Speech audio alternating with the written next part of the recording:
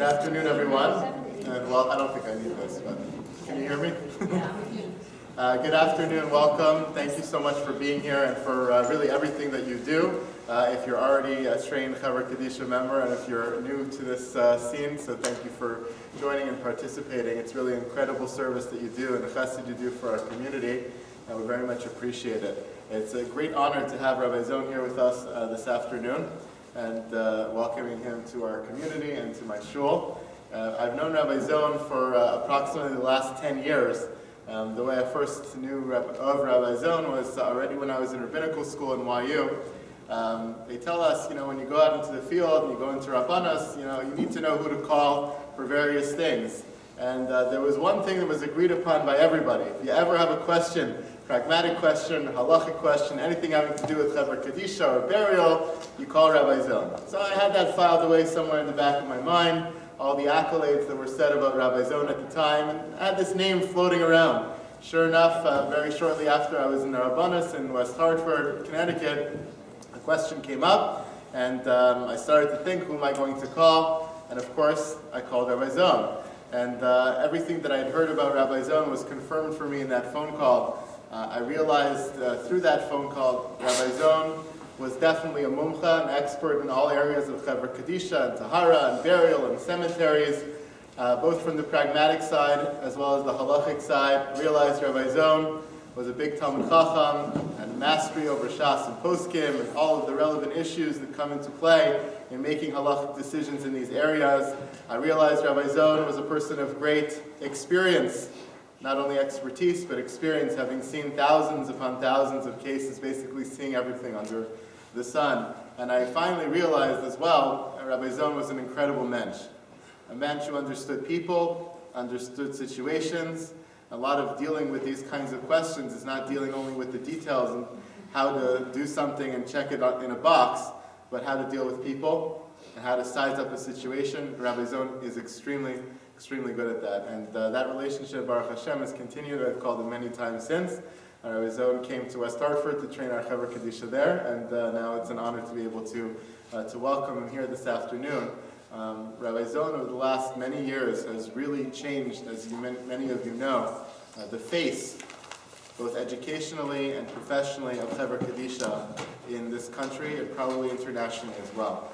He has really created an organization that has brought these issues to the fore, created materials for shuls, for rabbanim, for communities, for everyone to be able to really understand the issues that are involved in kavod Aron, in burial, and in how to treat this whole process with the utmost of respect. And we can't thank him enough for everything he's done more broadly and for being here today to be able to teach us a little bit. See in the Parsha, beginning of Parshas Kisisa, talks about the Machzis HaShekel.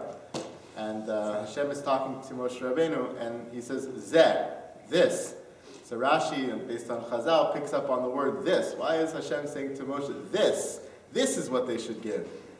And Rashi says, as if he's pointing to something. He showed him a matbea shel esh, a coin of fire. Zeh yitznu. That, you see that? That's what it's going to look like when they give the Machzis HaShekel. You see from that Rashi, from the Mamar Chazal, the importance in learning of, number one, having a teacher. Hashem was the ultimate teacher of Moshe Rabbeinu. Number two, learning through all modalities. Not just learning from a book, but learning by seeing something, by experiencing something. And I believe that's what we're all here this afternoon to be able to do, to learn from a master teacher and to actually see, as best we can, what the best practices are, what the appropriate practices are, and we really look forward to hearing this.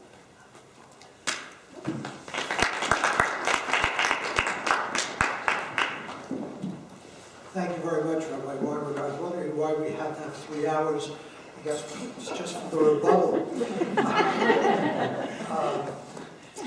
Let me say it is a real zechus to be here, a real privilege to be here. I always feel extremely privileged to be able to address people who give of their time and of themselves to this very unique and special chesed and mitzvah, to take care of preparing those who have passed on for their journey.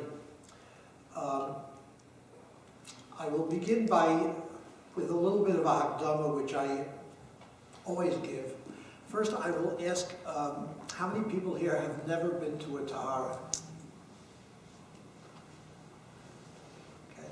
So most of you are experienced, it helps just to know my audience, and I will try to do this mainly as a refresher, but I will also try to go through the process. The truth is that every time I give a share like this, there is so much that I learn from the questions that come up, from the way in which each community responds differently to different needs.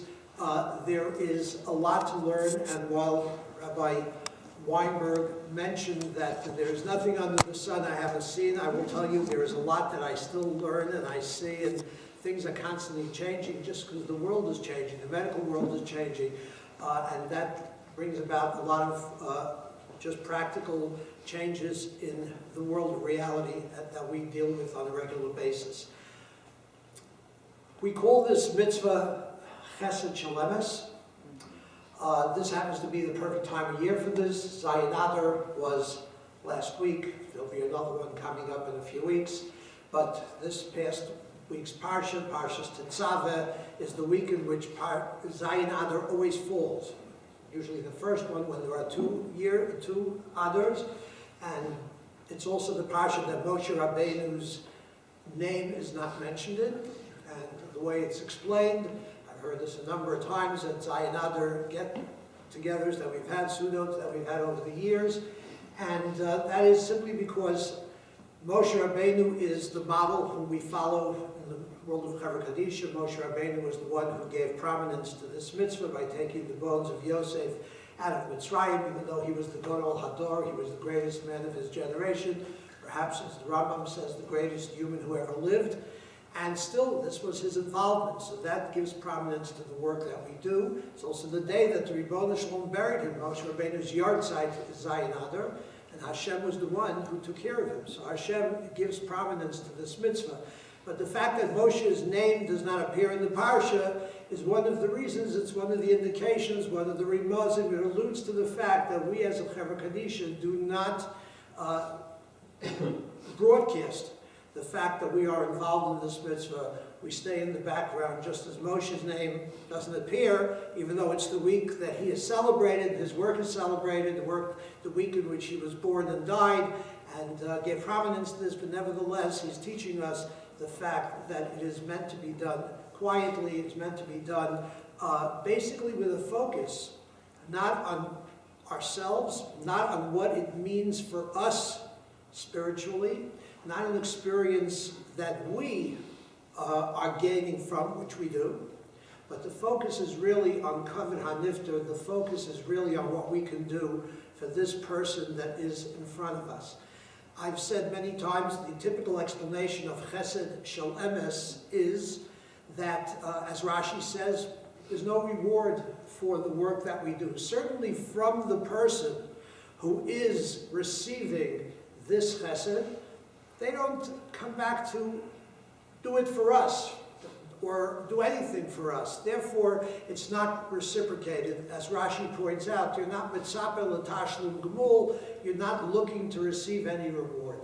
But there's also the fact that chesed, in and of itself, needs to be explained and understood. There are two different things that in our world very often get confused, and that is chesed and rachamim. Chesed is kindness, rachamim is compassion.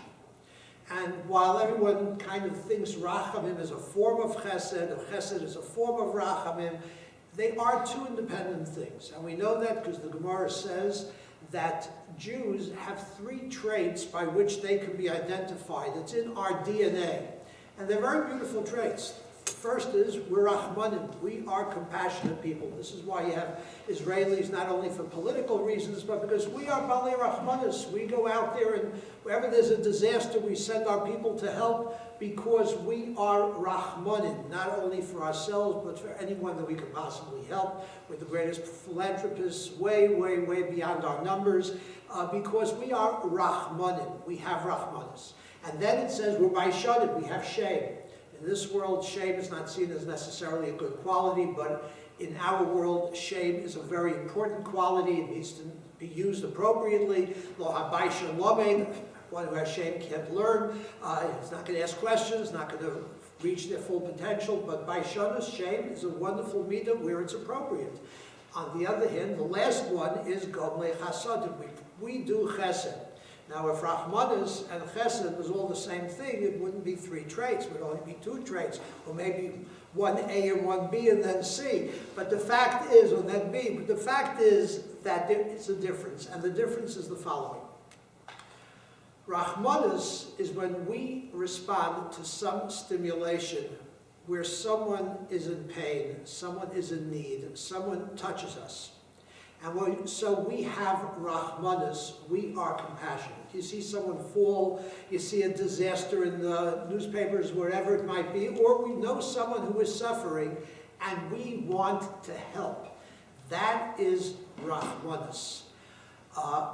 Chesed actually comes from within and does not come through a stimulation. The Ribono Shalom is the symbol of Chesed. He created the world with Chesed. Olam Chesed Yibana. But there was no one in the world. The world didn't exist. There was no Rahmanas. No one was needing anything. Hashem wanted to do good and so created a world where He can do good to all of creation. That is the concept of Chesed. It's a desire within us to do good. And that, I believe, is one of the reasons why this is Chesed Shalemes, because the Nifteris or the Nifter on the table does not ask of us anything. It's we who understand that we want to do the Chesed to help them. We understand there is a need. There is a process that provides covet for them and comfort for them. And so we want to provide that hatova, that goodness, that chesed, that kindness.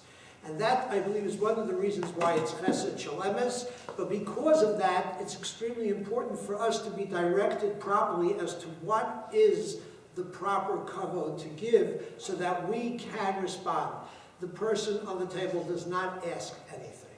And therefore, we bring to this mitzvah the Masorah that we have, the traditions that we have, the fact that we have a way in which we are taught is the greatest chesed that we can provide. And so, with that understood, we will begin. And we'll talk about the fact that chesed is unique in a certain sense. It's one of those things we say every morning after the Birchas HaTorah. There are things that Elu Dvarim she'ein lohem shir. There are certain things that have no shir, they have no limit. And of course, when you're out there on an Erev Shabbos or an Erev Yantif or a Motzai Pesach, and a Tahara needs to be done, and someone has to go, that's Elu Dvarim she'ein lohem shir. It's difficult. And we do it anyway. We respond, we rise to the occasion, and we are there to take care of it. So it's Chesed She'ein Lohem Shir. We had a group of women last night that went out to do 3 Taharas, and then we realized, we meaning I in the office, realized that there was just no way. We had 11 women Taharas to be done last night, and one of them was actually out in Smithtown, which is about an hour, 15 minutes from where we are located. Okay, and we didn't have enough people to have 11 groups go out. So instead we had only 3 groups go out, and there was no one who was going to manage this one Tahara that was about 25 miles away. And the woman, unfortunately, also had a rather scary kind of condition, something called C. diff. You may have come across it, whatever it might be. And so the women, after doing 3 Taharas in one location, got up and went to do another Tahara 25 miles away where they knew they were facing a situation of C. diff. Those same women, 2 of them, went out this morning at 8:30 to do another Tahara, and it's just, this is Elu Dvarim she'ein lohem shir. By the way, we don't have 11 women Taharas every Motzai Shabbos. It's only because I had to leave early this morning and I had a big schedule, so you know, it just worked out that way. It's what they call Murphy's Law. But Baruch Hashem, I will say that in all my years, I have seen the tremendous siyata d'shmaya, the tremendous help from above, that when we have 11 Taharas, we've managed to do 11 Taharas. And it's sometimes if I would have had a 12th, I'm not sure we would have swung it. So it's a tremendous siyata d'shmaya. There are times where to get one group out is difficult. But for the people involved, It's Elam Shir. There's no limit. You do what has to be done, and you rise to the occasion, and sometimes it's very difficult. But I think the point that I want to make is also that Elu Dvarim She'en Lahem Shir works on the lower level as well. When something does not have a limit, it doesn't just mean doing heroics. It means that if you do something a little bit nicer, that is part of the chesed. If you can do it just a little bit better, if the Tachrichim are going to be straight at the end, the person's head's going to be sitting on the pillow more solidly, whatever it might be that makes it for a nicer process, that is part of what chesed is. Elu dvarim she'en lohem shir. It has no limit, neither above nor at the lower end as well. And the one thread that kind of really runs through everything we do is the concept of kavod hames. Kavod hames, the fact that we give kavod to this person, which provides comfort to the neshama, it prepares them to appear before the kisei hakavod appropriately. All of those things are based on kavod hamet, on what provides the greatest respect for this person who died. And the kavod hamet is uniform. We do this for every single person. It's not based on how successful, how learned, how observant, how fine a person this person was. In fact, the Torah teaches us the laws of kavod hames by a criminal, by someone who's put to death by the court. They couldn't find anything as a chut for him. They couldn't find anything to somehow spare that person from the death that was meted out by Beis Din. The Gemara says Beis Din didn't mete out death that frequently. It was only when they couldn't find extenuating circumstances to somehow explain the action. And so here this person is put to death, and right there the Torah tells us for this person, well, Sullivan, if Losam al age, don't leave them hanging on the gallows. Give them the kavod. Ki kavod to Perenu Bayoma, who that person needs to be buried that day. Why? Ki kilolas elokim tolui, because if leaving them out there is really a degradation, kaviyachol, it's degrading and disrespectful to God Himself, because we are created in the image of Hashem.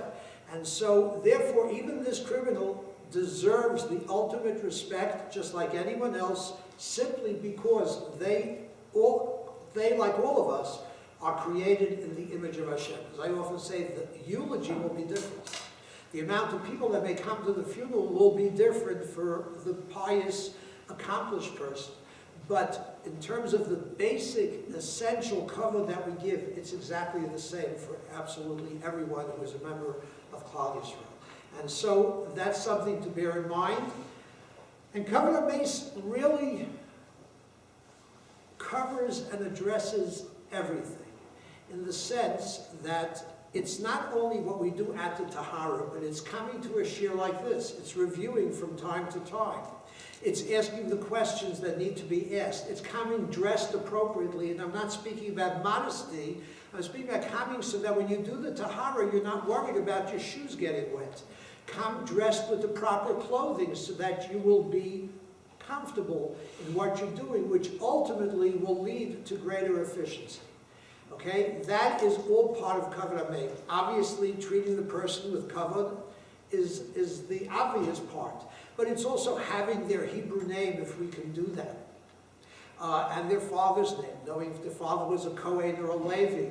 If we can find that out, that's part of Kavod HaMeis. Knowing of problems that exist in advance and asking a shaila in advance is also part of Kavod HaMeis, so you don't have to stop in the middle of a Tahara when the person's not dressed, and it takes a much longer time because you're asking a question. What questions need to be asked? If you know about it in advance, it's much better to ask the question in advance. Part of Kavod HaMeis is not talking in the Tahara room, okay? Simply because our belief is that the neshama is present. And the neshama is this, people don't realize what a neshama is. We know that each of us have a neshama. But what is that neshama? Who is that neshama? What is the relationship of that neshama to us? And the answer is really a little surprising. But the neshama is us. The neshama is exactly who we are a moment before we died. All of our life's experiences, all of our knowledge, all of our emotions, all of our character traits are completely exposed when we die. And there's an article there called Immortality of the Soul, which you are welcome to look at. It's from Rabbi Aryeh Kaplan, if you've never seen it. And he describes what happens when the neshama leaves the body. And the neshama is really who we are. And that neshama is present, not only present, but is very much concerned about what is taking place with the body that was its partner for as many years as they were blessed to be together. Okay? And so that is a neshama that we are there to help. And that is something to recognize. So we don't talk about things that are inconsequential. We don't talk about, even before you undress the body, talking about what might be something that is going on in the community, whether it's a local sale or a local simcha or a local tragedy. It doesn't really matter. It's not the place in the Tahara. Even talking about this person, oh my, look how he or she changed, especially in a community like this where you may know the person. And so, you hadn't seen them in a few years. And the last time you saw them, they were vibrant and healthy. And now, unfortunately, you see them not well. And out of that rahmanas that's within us comes this statement. The fact is, it's inappropriate in the Tahara room. It's not something that is necessary for the Tahara. And so, in a certain sense, it has no place in the Tahara room.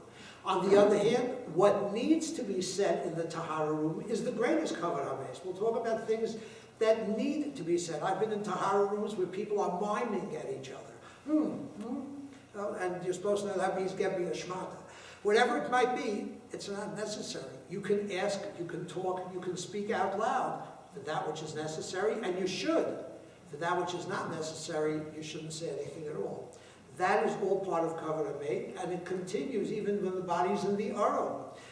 Until you are out of sight of where the body is, one should not talk inappropriately. Another part of kavod hameis that is extremely important, and in many communities I find that somehow this has been getting lost. Maybe because we live in a democratic world, maybe because we live in a world where we're very conscious of being politically correct, whatever it might be. But the concept of someone who is in charge. A Rosh, every sefer that you will look at, who talks about Chevra Kadisha and a Chevra Kadisha team, tells us that every Tahara needs to have a leader. Obviously, the person who's a leader is someone that should be not necessarily the most experienced, but certainly very experienced, and someone that the Chevra feels is capable of being that and having that role. And the people in the Tahara need to recognize that part of kavod hameis is to take direction from that person. If there is a question, you may want to raise it after the Tahara. The Rosh, on the other hand, has every right to turn to someone else or to everyone else and say, what do you think would be best to do under these circumstances? That's perfectly okay. That's the Rosh's prerogative. But if a Rosh says we're doing this, and you feel that that's not the way I would like to do it, or it's not the way we did it in Boston or in LA or in Toronto, wherever it might be, or even New York. New York knows everything better.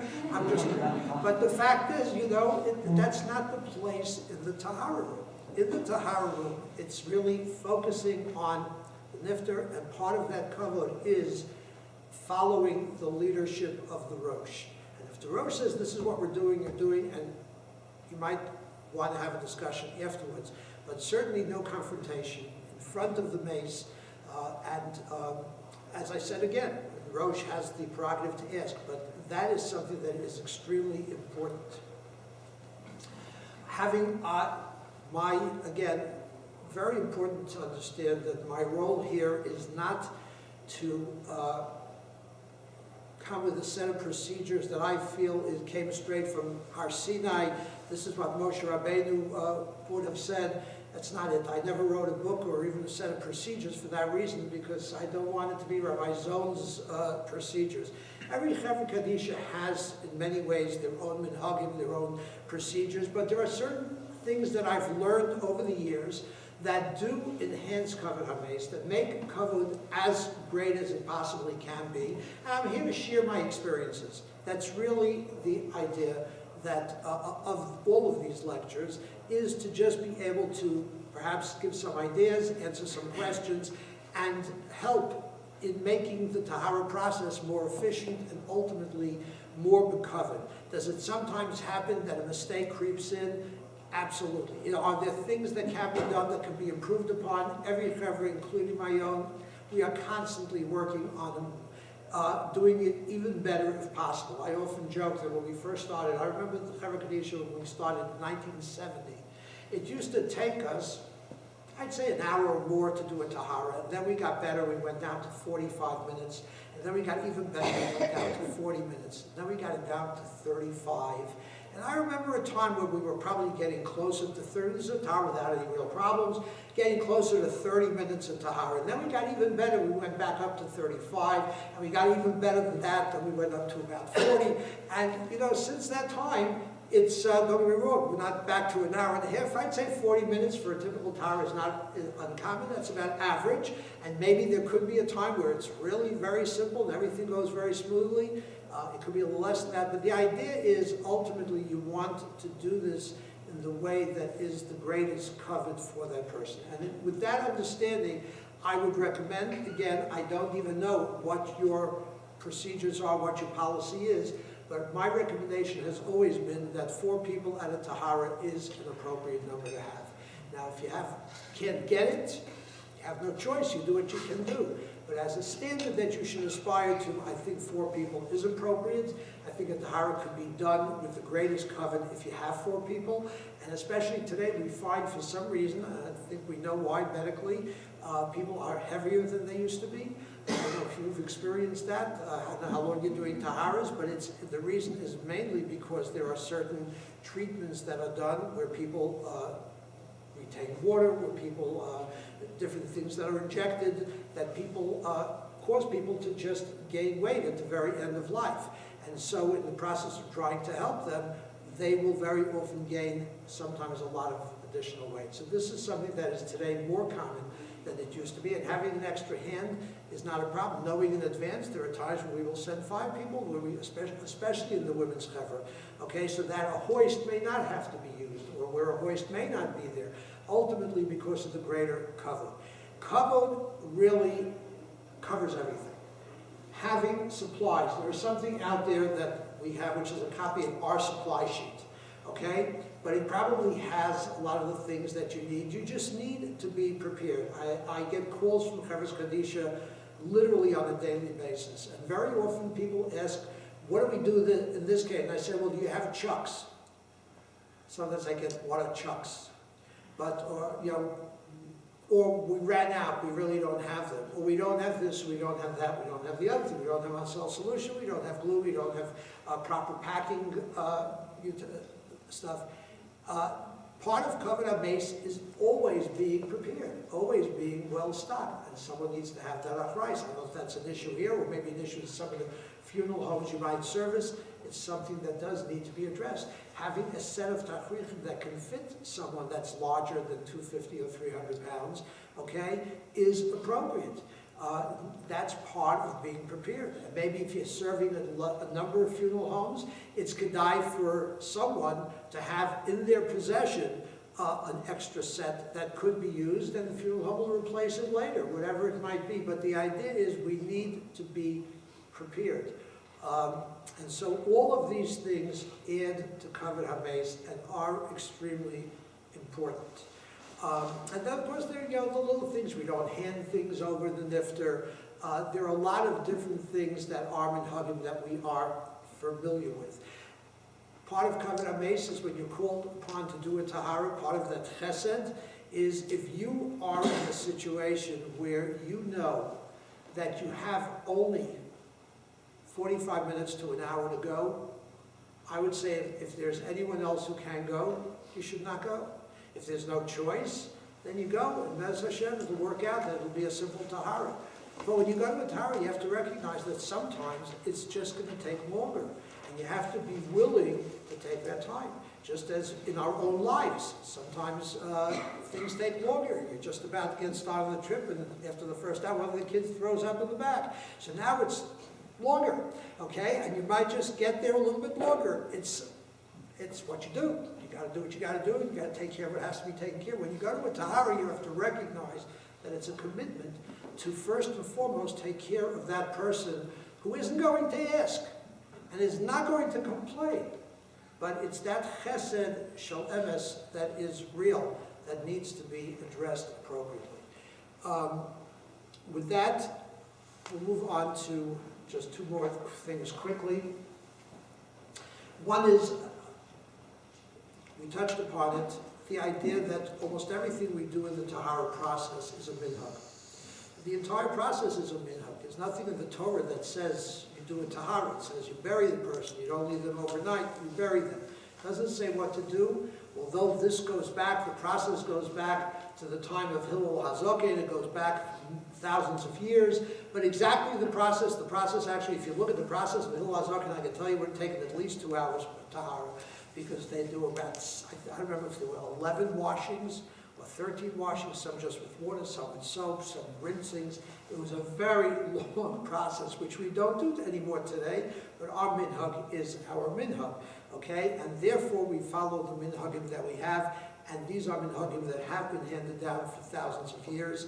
They are minhagim that are really almost very similar across the board. The Sephardim a little different, the Ashkenazim a little different, the Yakis again a little different, but it's all basically within the same area. And I will say this,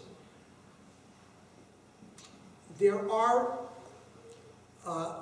some newer groups out that are encouraging changes. I'll give you an example. I'll never forget it, I was speaking to a Chevra Kadisha in Canada, and they have, their own community, they have their own cemetery, they have their own funeral home, which is run by the community, and they were telling me that in our community, I don't care if you're Reform, Conservative, Reconstructionist, no matter what, if you're going to be buried on our cemetery, and you're going to have a Tahara through us, we're not putting clothing on afterwards, we're not doing, it's going to be done right, or it's not going to be done at all.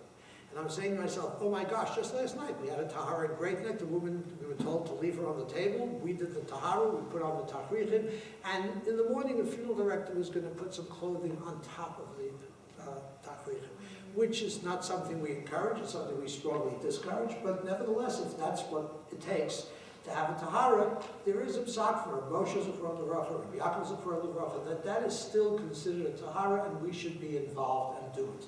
Okay, there are other poskim who say no, the Hasidic poskim would never think of such a thing, but that's the psak that we follow. And here I'm telling myself, oh my, wonderful. I was jealous that here's this little community with not much of anything, and this is what they're doing. Until we got to talk a little bit further, and I asked them about whether they have a mikveh, they have this or that. It turns out they do a Tahara with a hose. They don't even fill buckets, they just use a hose. They keep it running. I said, where'd you get this from? It was part of a networking conference that was had, and someone networked and whatever. What I'm trying to say is there are a lot of things out there that are changed. We live in a very, very communicative and mobile and world where a lot is available. You Google something and you come up with a million different things. So you have to recognize that the importance of minhag. Our Chazal tell us one of the most common questions I get at these lectures is, Rabbi, tell me, is this a minhag or is it a din? Okay, is it a tradition or is it really law? And the answer is, all minhagim have a din of din.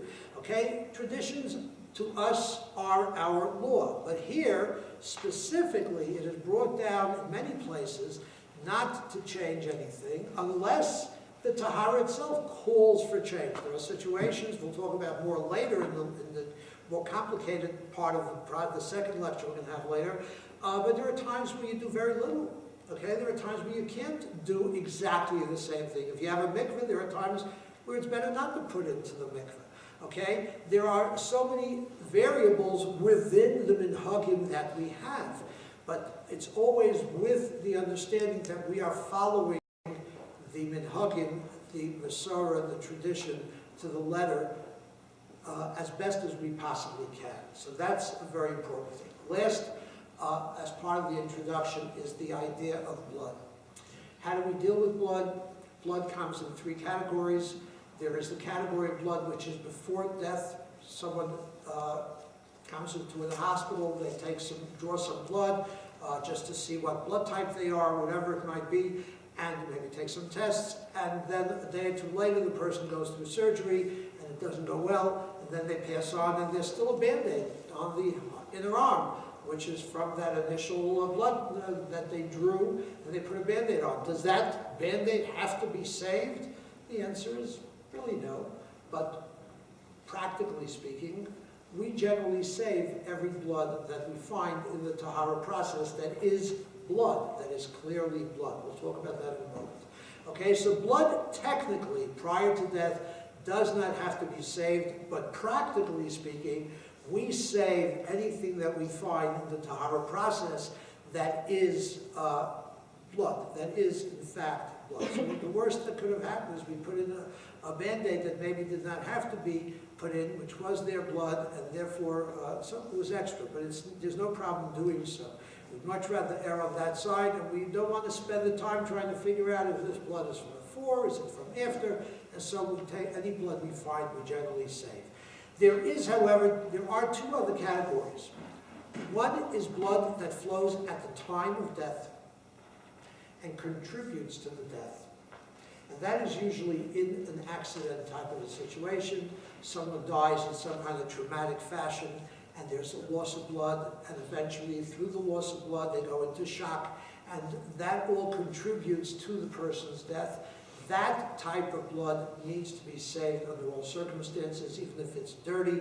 I've told the story, maybe you heard it from me before. The first exposure that I had to death was as a young child, when there was a man in Williamsburg, where I grew up, who was killed by a tenant. He was stabbed by a tenant, and the Chevra Kadisha dug up the earth where he fell to take whatever blood was in the earth that had saturated in the earth to bury with him. And that was, as children, we were fascinated by this scene. And so, but that was the idea. You dug up earth full of dirt, but you took all the blood that was possibly there to bury in this person's kever.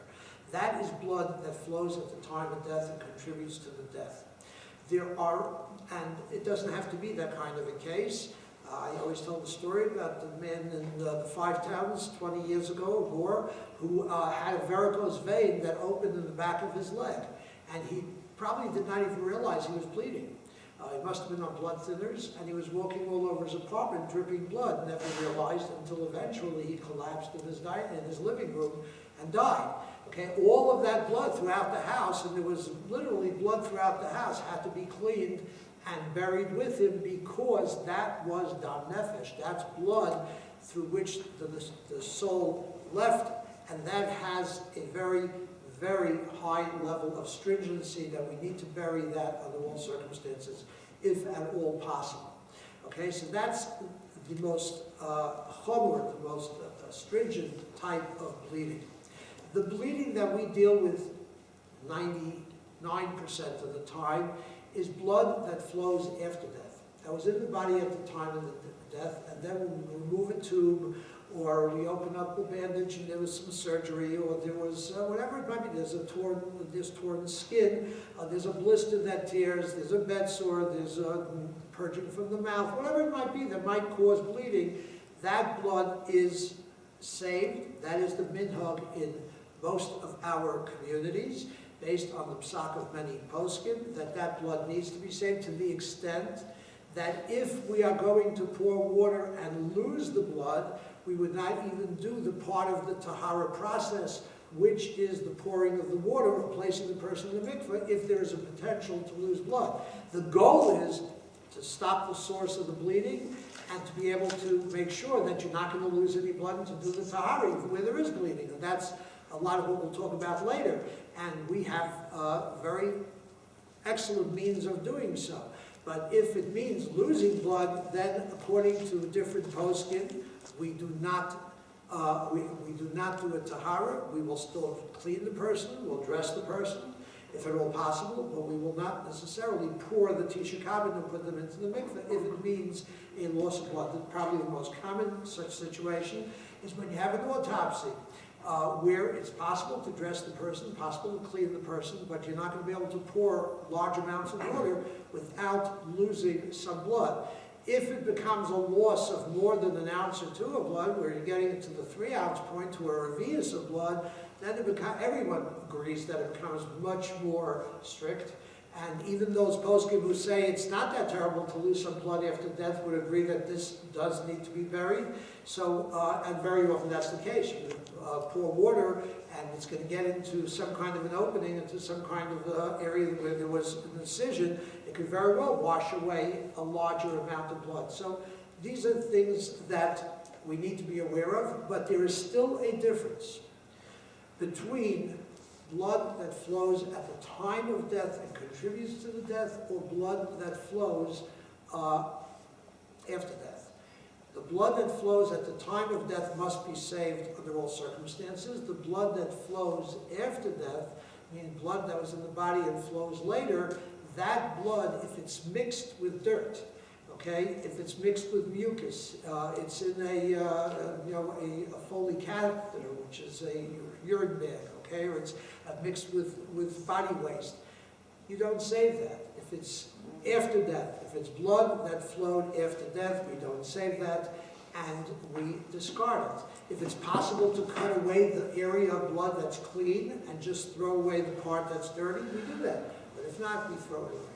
That is the way in which we deal with dam. And since I've concluded the introduction, I'll take some questions. In general, I would like to do this, if possible, by going through different segments of the process. And at the end of each segment, I'll take some questions so that we don't have to wait to the very end. And on the other hand, we won't be constantly interrupted. So if anyone has any questions on any part of the introduction that we've had up until now, please feel free. So you were talking about tragedy. Let's use what happened in Pittsburgh, for example. When there's a lot of blood, and some of it could be commingled, or an explosion, and there are pieces of blood. How do you know who to put the pieces with? It's a very good question. Frankly, just to tell you, when Pittsburgh happened, there happened to be someone in Pittsburgh who was a member of Zaka and Eretz Yisrael, who was very involved in the process. I was called with some questions. There were others that were called with some questions. And frankly, they brought in experts. There are people involved in Chevra Kadisha work who are experts in this. In fact, Zaka wanted to come to the United States and create training sessions and so on. I recommended something different. I think they are implementing it, which is, I said, why don't we create a manual for exactly this, how to deal with this, and so that we can distribute that to all of the Chevra Kadisha, to start training people, even if we could train them for this purpose. First of all, we want to train everyone for this purpose, and then chas v'sholom, hopefully it'll never happen. But if it happens 10 years from now, is anyone going to remember what they trained 10 years ago on? Probably not. So therefore, that was the suggestion, and I believe it did get traction. I think it is being dealt with. But to answer your question, it's extremely complex. If there are ways of knowing, we obviously will gather whatever we can. If people are at a certain place and you can tell that whatever's around there came from that particular place, or you could track it, obviously you would take whatever you can from that person and bury with them. But ultimately, if there's a mixture, that usually gets buried together in one place in the cemetery where they will bury whatever is not recognizable. Okay, but it does have to be buried. But obviously, it's going to be difficult to bury it in the same place. I remember that, I think if I remember correctly, it was, what was the name of that flight? It was the flight that went down in London. I remember Joe Miller's Zechron was on that flight. It was Pan Am, I think. It was Lockerbie, right, but I remember the name of the flight. It was a Pan Am flight, if I remember correctly. But in any case, there, it was amazing. Actually amazing, phenomenal nace that nobody knows about. I believe there were 16 Jews on that flight, if I remember correctly. There were almost 300 people that died. Of all of the people who died, I think there were less than 30, or just about 30, that were actually identified. Every single Jew was identified. 16 Jews among those people. And the reason really is because Klal Yisrael are Balei Rachmanis and Balei Chesed. The people went down and spent a tremendous amount of time. I mean, there were also other Chassanim. Joe Miller's a Kohen Avracha himself. They said this at his Levaya, so I don't think I have to be careful not to say, but he died. He was still strapped into his seat. He was completely full. He was whole. There was nothing, the other people were, no one knew who they were. Obviously, it was impossible to identify. He was one person who was not only, he was as easily identified as if he was sitting in front of you, which he was. But of the others, they were able to identify every single one of the Jewish people. But in the end, there was still a lot of body parts and blood and so on that they weren't sure who it was, but was possibly Jewish. And from what I remember, I think there were different, they didn't bury it all in one place, at least for the people who were not far from that area, who were not that far away. They actually buried different parts, bags, in different cemeteries, but all Jewish cemeteries, obviously. I don't remember exactly what they did, but it was a shiloh that was discussed, whether it should be buried in one place, different places. The fact is that we do bury it, so we're not going to always get 100%. We're not going to spend time on DNA to get every little speck of whatever it is done. I mean, that was before DNA anyway. But in general, even now, I don't think we do that. What we do is the best that we possibly can. But Pittsburgh was, unfortunately, a very tragic situation that raised a lot of new shilohs because of this. And they did do rather heroic stuff in terms of identifying as much as they possibly could and cleaning up as much as they possibly could.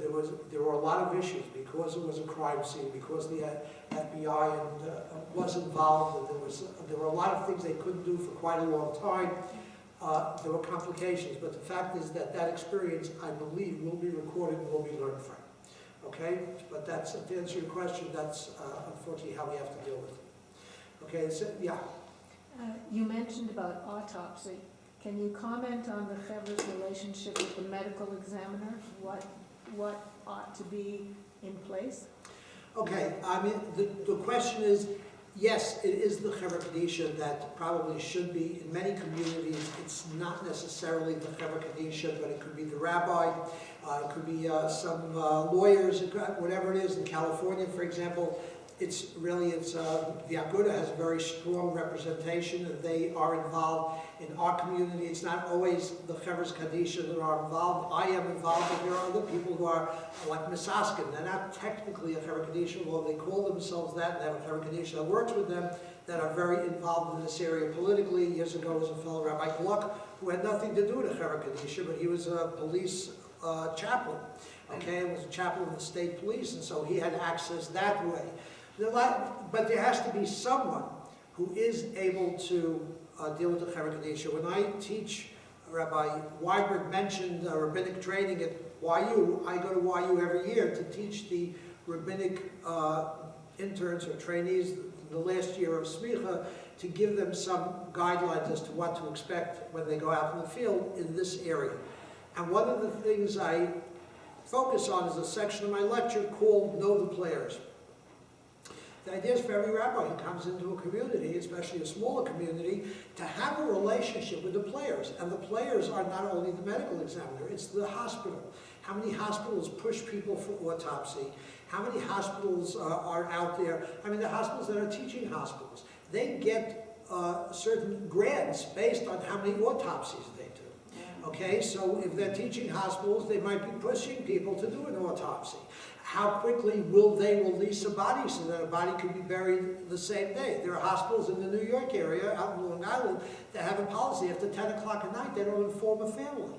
Now, if a family is not informed of a death till 7 o'clock the next morning, okay, first of all, the Chevra Kadisha is not going to come in and move the body from the bed. Second of all, if there's a child in California and you call them at 10 o'clock at night, or even 11 o'clock at night, it's 8 o'clock there, they can get on a red eye and be here for Levaya the next day. Call them at 7 o'clock in the morning, and Levaya is not going to be the next day. If it's a Friday, it won't be till after Shabbos. If it's a Yontif, it could be after 3 days.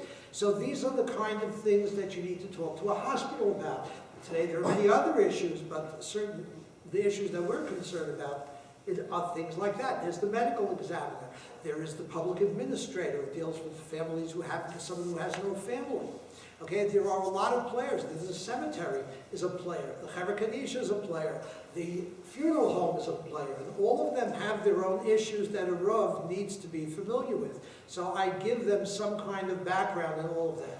But yes, if there is a designated person from the Chevra Kadisha, I don't think it means everyone sitting in this audience should have a relationship with the medical examiner. I myself am very, very conservative in this regard. If I know that another agency, whether it's Misaskim or Chesed Shalemes or Samra or Chabad or whoever it is, has already reached out to the medical examiner, I step back. I will be happy to, privileged to be able to be the person to do it, but the medical examiner doesn't have to hear from 10 different agencies. Sometimes it's overkill, and it creates a lot of very bad relationships and pressure that they really don't want to have, and so on and so on. If they reach out to me, I'm happy to help, but if they reach out to me and tell me that so-and-so is involved, and or I'll call the medical examiner and say, hey, I just hung up on Rabbi so-and-so, I said, terrific, if you need me for anything, I'm here, but if not, they're quite capable of doing it, and please do the best you can for them, and that's it, end of the story. So that's the answer to that question. It need not be the Chevra Kadisha. I will say this. Well, I personally am most frustrated, and maybe I shouldn't be saying this, it's really over there on that table. We have an organization called the National Association of Chevra Kadisha. We would love for it really to be the National Association of Chevra Kadisha. I like come out and lecture. I think this is my 5th time here, maybe more than that. I don't remember, but it's certainly the 5th. Okay, over the years, going back to when Rabbi Elchonon Zohn brought me out for the first time, it was probably 25 years ago. And, there was, it's been a lot of times, but the point is, there are things that we as a Chevra Kadisha can do. Not so much the medical examiner. I would love to be able to work with a Chevra Kadisha like this one, to do education, to reach out to the people who are cremating, to go out there. We have so much that we can offer, and the Gemara says that when someone dies, a Jew that dies, the entire community is responsible to bury them. Everyone. It's not the responsibility of to the point that if they're picking, apples in the orchard, they're being paid to do so, but somebody dies, they have to stop working, even though their boss wants them to work, and they have to make sure the person's getting buried. What takes that responsibility away from everyone? The Chevra Kadisha. The Chevra Kadisha is the one that is designated to do this. Everyone can go about their work, because the Chevra Kadisha is going to do what needs to be done. As part of our chesed, not just to the people who die, but to the people who are living. We take that responsibility off their shoulders. But what about the Jews who don't come to the Chevra Kadisha? They don't know the name of the Chevra Kadisha. They are going to be cremated, okay, or buried in a mausoleum, or buried, who knows what kind of way, and after how many days or weeks or whatever. Does that responsibility come back to us? On some level, maybe we're a little bit more responsible than others, but I find, and don't get me wrong, I fully understand this. The work that the Chevra Kadisha do and give them the time to do Tahara is phenomenal. But the fact is, if there is anyone that would like to work with us, that's something we'd love to see the Chevra Kadisha more involved in. Okay, there's so many things that we have created that we can disseminate through you and encourage funeral directors to put certain brochures in their lobbies, okay, so that people can read about the importance of traditional Jewish burial, and so on and so on. We have PowerPoints, we have books that we give out free to distribute to people who might be considering cremation. We just opened a cemetery in Florida, literally 4 weeks ago, January 6th, it's more like 5-6 weeks ago. Today we have 2 burials, I think it's number 9 and number 10. Okay, in that cemetery. The entire purpose of this cemetery is to be able to provide kura for people who will otherwise be cremated. So we bury Meisei Mitzvah. Don't get me wrong, there are people who are buying it because it's cheaper by us than it is elsewhere, because that's what we're aiming for, is to make it reasonable.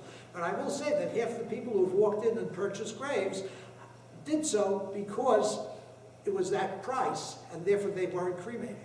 Okay, so there is so much that we can do to reach out. When someone dies, they have a will to be cremated. It's almost impossible to change. You can open a conversation at some time earlier than that. We have a very good chance. So these are the kind of things that I'm sorry that you raised that issue and brought this about, but that's it's an appropriate time to mention it, so I will. I don't know if I would have mentioned it otherwise. Yes? And what about the military burials? I'm aware of occasion where someone died and was waiting to be buried with her husband, who had a military cemetery.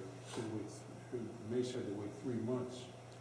Okay, so it's not just the 3 months, it's also that the military cemetery is not a Jewish cemetery. And so it's certainly not a covenant to do so, okay?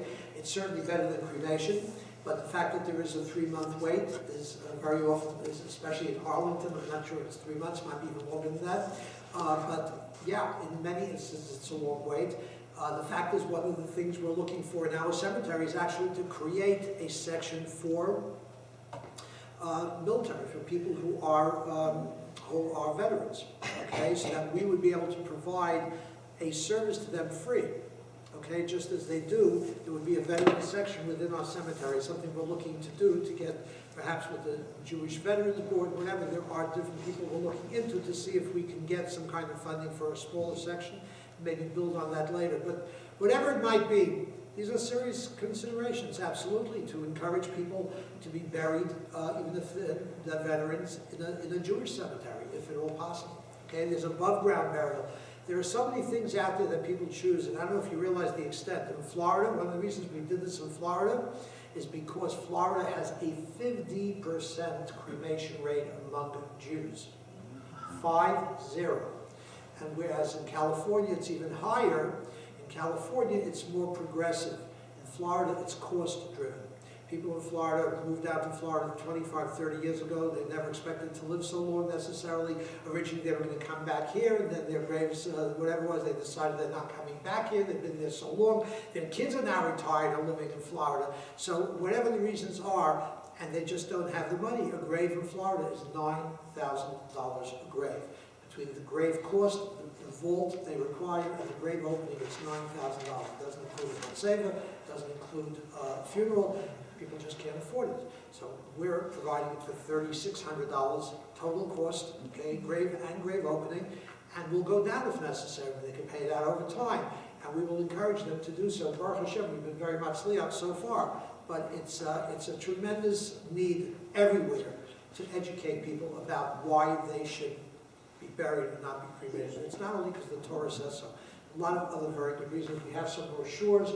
That's what is there. Please feel free to take as many of those brochures. The books that are there are available for free. You can just contact us on our website or wherever. We'll be happy to send it to you. The goal is really to send it to people, not just to read the book, people who will share it with others, put it in nursing home libraries, in shul libraries, JCC libraries, put out the brochures in funeral homes. We'd love to have someone that we can work with. Okay, so it's the last you're going to hear about it. We'll move on. The Tahara process basically comes in 3 parts.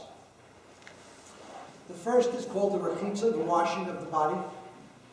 The second we call the Tahara, which is where the Tahara takes its name from. And that is what is called the ritual cleansing. I hate the word ritual because it conjures up something that no one in the modern world would ever consider. Okay, but the traditional washing, the traditional purification, if you will. That is the Tahara. And the last is the halbasha, the dressing, which includes also the casket. Okay, that is basically what the Tahara comprises of. Now, as I said before, you come to a Tahara, you should have enough time. You should have the person's Hebrew name, if at all possible. We use the father's Hebrew name as opposed to the mother's Hebrew name, which we use when someone is sick. We use the father's name if the father was a Kohen. We do that if someone is a Sephardic, from a Sephardic background. They may want to use the mother's name as well. If we know the Hebrew name, that's perfect. If we don't, use the English name. Whether it's their English name or their parents' English name, that's fine. If we don't have any more knowledge, we don't. If we can find out, that's great. We encourage funeral directors to tell us names all the time. And we call families. Last night, with all those 11 Taharas that we had for the women, not to mention we had some men too, I found the time to call families and check Hebrew names. And in quite a few instances, I did find the proper name. So when we thought someone was Chaya, it turned out she was really Chaya Zlata. And we thought someone was Yitzchak Shlomo, and they said, no, Yitzchak, he liked the name. He took it. It wasn't his real name. I mean, these are the kind of things you pick up. Okay, so the point is, you do what you can. For a man, make sure you have a talus before the Tahara. so that the person's own talus could be used. That's appropriate, that's covered for them, and so that's something you should have for the men in advance, okay? And you should, I don't know how the funeral homes here work. A couple of things I would encourage them to do is, first of all, make sure that you have a Aron when you're doing a Tahara. There are some funeral homes that just won't give you the Aron. Oh, it'll be in the morning. Why? Because it's fancy. They don't want you to possibly scratch it. Okay? I mean, there are a lot of reasons why they just won't give you the Aron. So you need to really work with the funeral homes to have the Aron. The community should have that kind of relationship where they can get the Aron from the funeral homes in advance. So you should have all of those things before you go, if at all possible. Okay? Now, when we come into the Tahara room, we generally, there's a meaning in some chevras to ask mechila, to ask forgiveness. When you first come in contact with the person, you generally refer to them by their Hebrew name, and you will ask, please forgive us for anything that we may do. Anything that we will be doing is for your kavod, and so we ask for forgiveness in advance. We then wash our hands, right, left, right, left, right, left, like we do in the morning for Negelwasser, and we put on gloves. You can dry your hands and put on gloves. You should put on gloves. You must put on gloves. And then you should also cover yourself with a gown that will be disposable, generally, so that it can be thrown away afterwards, and the funeral home should provide that. The gloves you wear should be fitting appropriately. They should be tight-fitting. If you have someone has a latex allergy, they should have nitrile. I don't think you should ever be using something like vinyl gloves in the Tahara process, or very heavy rubber gloves, because water gets into these gloves. You want something that's going to not only be waterproof, watertight, not waterproof, but it won't let water in easily, because it's more comfortable to work that way. But also, if you want to be able to feel something, you need to have that sense of feel, so that you can feel if something is dirty, if something is greasy. You don't have that unless it's fitting tightly. So you need to have gloves, which means the funeral home has to have gloves, small, medium, and large. For the women, it's generally small and medium. For the men, it's usually medium and large. But you should have that available in every one of the funeral homes that you service. You should also have sheets, as many as you need. You should also have all the supplies. The body should not be on the table when you come in, if possible. The body should be brought by the Chevra Kadisha into the Tahara room, if at all possible. There are funeral homes where the director places the body on the table, will remove all kinds of things before you get there, and will possibly wash it, do all kinds of things. I don't know, I'm not saying it happens here, I'm just saying this from my experience. The Chevra Kadisha should be the ones involved with the body as much as possible. So if the body is being brought into the room, the body is always moved feet first. Okay, you would always wash before you come directly in contact with the body. There are certain things that I'm going to say are fundamental concepts that must always be done in every Tahara situation. Okay, and that is a table like this should never be used. This table is flat. Okay, every table used for a Tahara should always be a table that can't be raised with the head higher than the rest of the body. Okay, preferably it's a table that can be raised pretty high, a table that can be swiveled pretty high, if at all possible, but certainly it must be able to have the head higher than the rest of the body, always. Whenever a body is moved, the head must always be higher than the rest of the body. When you're carrying the body, when you're moving it from the table, from the gurney to the table, from the table to the Aron, always make sure that the head is higher than the rest of the body. Okay? That's one fundamental rule, always. Okay? Now, before we begin the process of washing the body, we generally fill 3 buckets of water. Now, you could fill 5 or 10 for this. It doesn't matter how many you fill.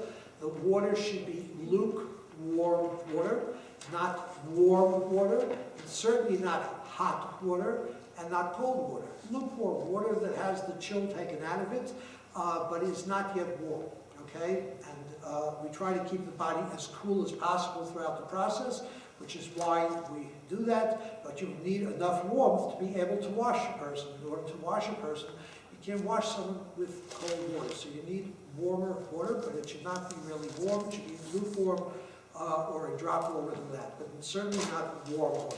okay? Now, if a person is very dirty, or in certain spots where you might have grease or lotion on the body, where the only way you're going to be able to remove it is with a little bit warmer water, you can make the water a little bit warmer. We have something in our Chevra, which I'm sure I talked about last time I was here, which is we have something called tikkunim. It's a little perfection. It's a little something that makes the process a little nicer. So what we do is when we have buckets at the top of the table, which we use to wash with, we will generally have 2 buckets, one on outside, one on either side, that are lukewarm water, and the center bucket will be a little bit warmer. So if we need some warmer water, we don't have to go and make it. We already have a bucket sitting there. Just, you have enough buckets, why not? So make one a little bit warmer. If, as you get towards the end of the process, you need some more water, and you see there's no problems, you can always pour the other water into that and make it a little bit cooler, and you could use it. But the point is, it's just a little tikkun. Another thing we do before we start is we place on the counter a cloth. It should be a counter that is not made of wood. You don't want anything that's absorbent. And we take one of the cloths that we generally use to wash with, okay, a cloth like this, and we generally cut up sheets, okay. Now, if I remember correctly, I think you might use washcloths. I'm not a big fan of washcloths, only because it's abrasive, but something like this, which is a piece of sheeting, and we place it on the counter. That is going to be the designated place for all the blood. So if you clean some blood, you have some blood that has to be saved, rather than just leaving it at the top of the table and suddenly someone saying, do you remember that cloth that was there that I've used for the blood, what happened to it? You know exactly where it is. If you need to wash more blood, just go back to that spot and take the cloth and use it again. So you don't have to have many cloths made of blood. You don't lose anything because you know exactly where it is. It's a designated area for blood that we do immediately. As soon as we begin the process, we set up for the Tahara, we place this cloth there. We also have something in every one of our Tahara rooms, which is a board that has a dry marker on it, and we write the name of the person on that board, both the English name and the Hebrew name, so that when you're checking tags, which you should do, every single tag needs to be checked. It's not enough to check one, because if the hospital messed up and tagged something wrong, it could have been the second tag. The tag on the wrist could have been right, but when they tagged the toe, they tagged the wrong name. Okay, so you want to check every single tag on the body, okay? Even on the pouch, make sure they match. If there's one says Shirley, one says Sally, one says Murray, and the other one says Milton, you want to make sure that you know who you're doing, because you know, there could be 2 different people, one Milton, one Murray, and they could be very different. Okay, we've had, unfortunately, over the years, I'm aware of cases where there have been mix-ups. There was a woman in the Queens you were sent years ago who was cremated because they tagged her body wrong. Okay, so there are real significant consequences. So we need to check every tag. When you have a board right on the wall that you can easily check, you don't think, oh, I thought it was Shirley, but really it was Sally. You have something to check with. If you suddenly in the process drop an arm by mistake, just because, you know, it just happens. The arm drops and you want to say, please forgive me, you have the name right there. You have the name in Hebrew. You don't have to say, anybody remember the name so I can ask Mechila? These are just nice things. They're not something that's in any book. It's just things we've learned over the years that make the Tahara a nicer, more efficient, more respectable process. Okay? So now you are about, so you have the water, you're all set up, you're ready to start the Tahara. First of all, there is a tefillah that is said, Ribbono Shel Olam Chavol, where we ask Hashem to forgive this person for anything they may have done in their lifetime. We use the Hebrew name there as well. And then we begin a process which is not one of those 3 processes. It's the 4th process, okay? And that process is what I call the survey. That's where you undress the body. The body will generally come in a pouch. If you open the pouch and the body is undressed, it's naked, you would immediately cover it. For the men, it's the private areas. Some chevers will also cover the face. For the women, it's generally from the shoulder to at least to the knees. And again, the face, if the minhag in your chever is to cover the face, you would do that. If not, you wouldn't. You would then open the pouch. If it's a hospital gown, you would open the gown and cover the body immediately. If it's clothing, sometimes you may have to cut the clothing. If you do, you would always cut along the right side. You don't have to cut along both sides. By the way, if it's something that looks like it's expensive and you think the family may want it back, I would try to do the best you can to remove it, even if it means a little maneuvering. As a general rule, if it means turning the body in very uncomfortable ways, I would generally cut it off.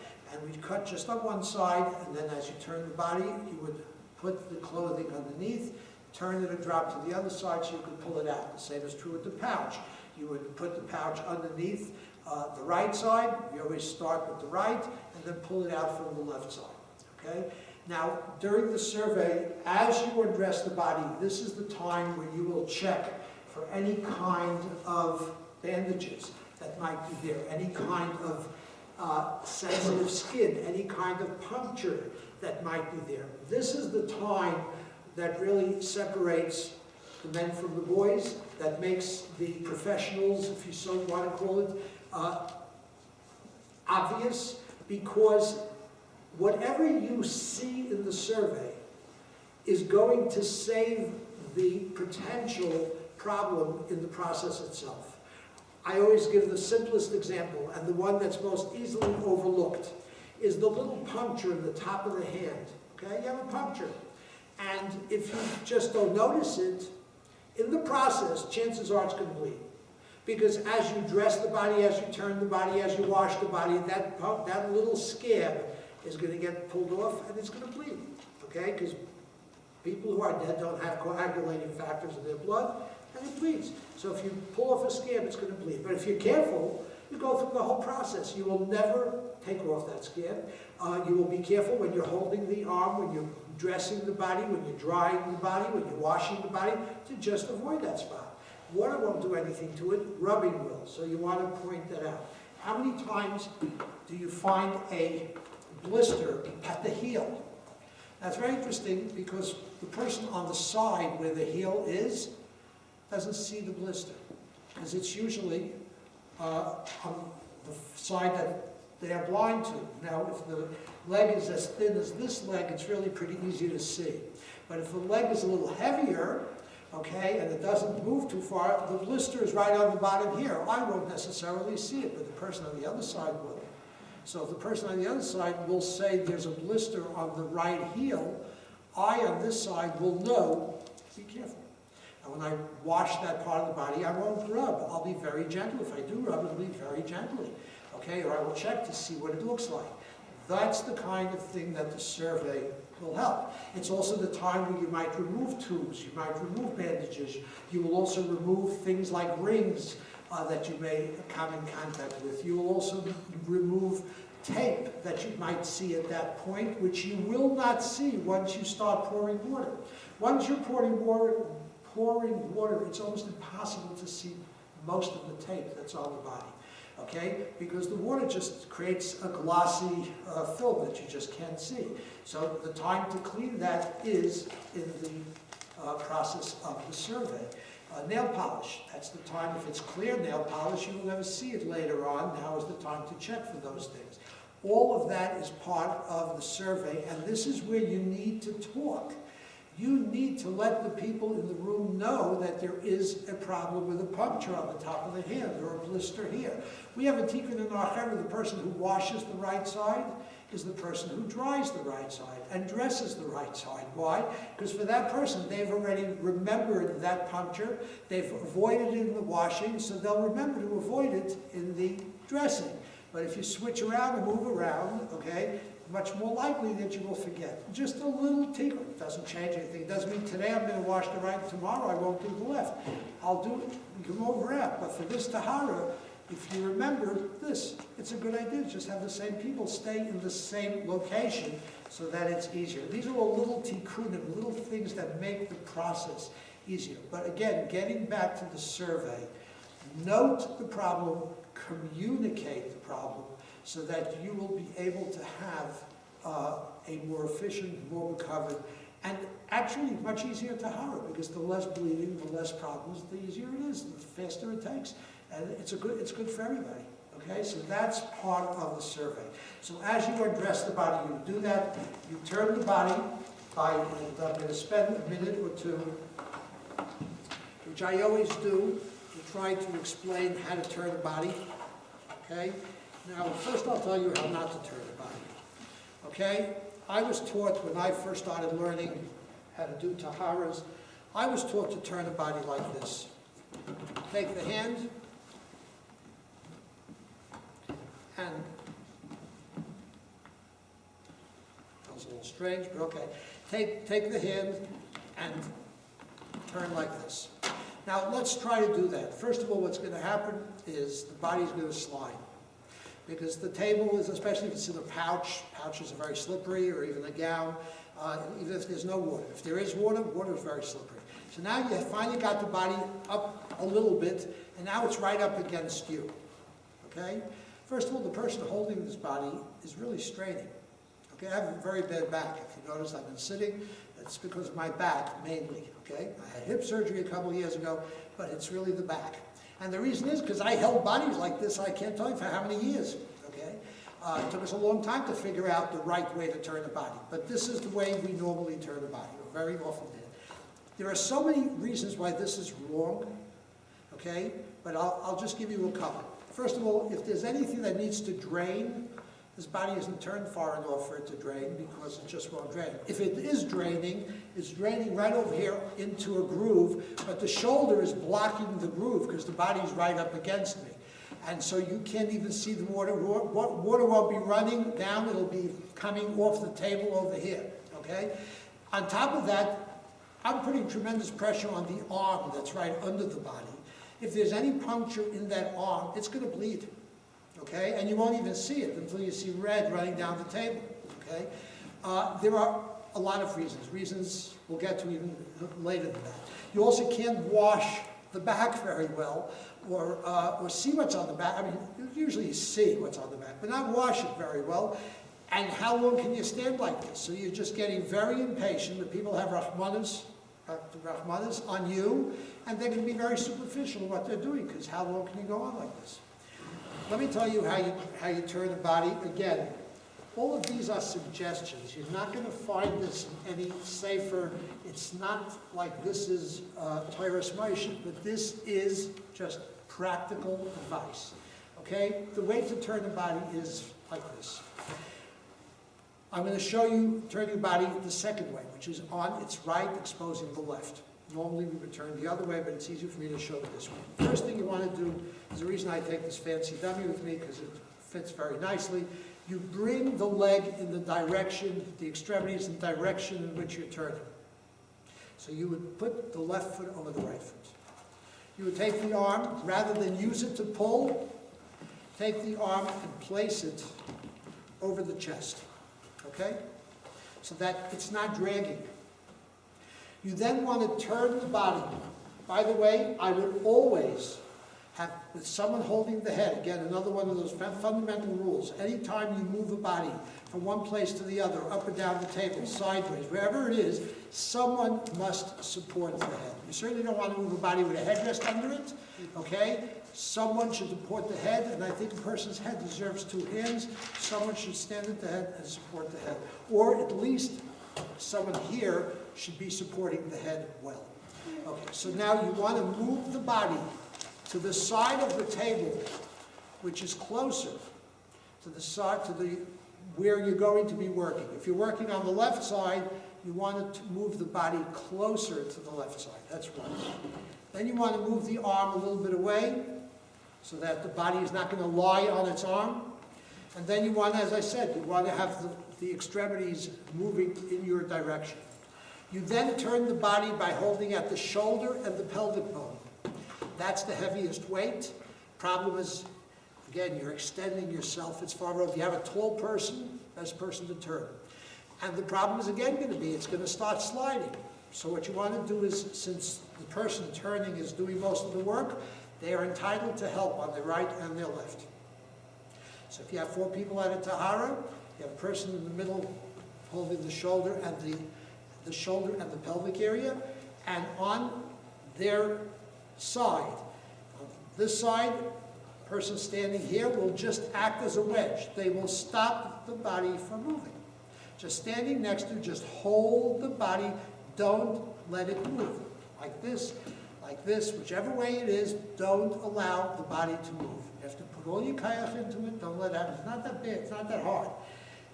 On the left side, on this side, you have another person holding at the shoulder. The same place where that person is turning, you're giving them support. With that support, so that the body doesn't move, you're now turning the body onto its side. The body is supporting itself at this point. The people on either side can walk away. The body is supporting itself. Closer to that side of the table, preferably, or at least in the middle of the table, look what you've accomplished. The arm is not under the body. If there's any draining, it's draining. Nothing is hidden from you. It's all visible. If anything is happening, you are well aware of what's happening. The person holding is holding. They're not lifting, just basically supporting. The people washing on that side are not going across the table like this. The biggest problem with backs, besides, the lifting of the weight and all of that, is the fact that you're extending yourself. Terrible strain on your back. If the body is closer to that side, much easier to work. On top of that, if you have to pack, there's no weight against the opening. You're able to pack much more easily. Every advantage in the book is by doing it like this. It's worth getting into that. Everything has to become routine. That's the way it is. Hergel, nasa teva, Chazal say, that which is a habit becomes second nature. You need to do it. It can't be that, this person is light enough, we don't really have to do it. Because then it becomes a discussion. It's not routine, it's not habitual, it's not automatic, and it's not going to happen. Especially when you have to relearn something you're used to. It's worth the effort. I will tell you, the Chevras, including my own Chevra, we didn't do this from day one. We did this somewhere in the middle. Some people were willing to go along, some people weren't, and eventually everyone joined because they realized the advantages.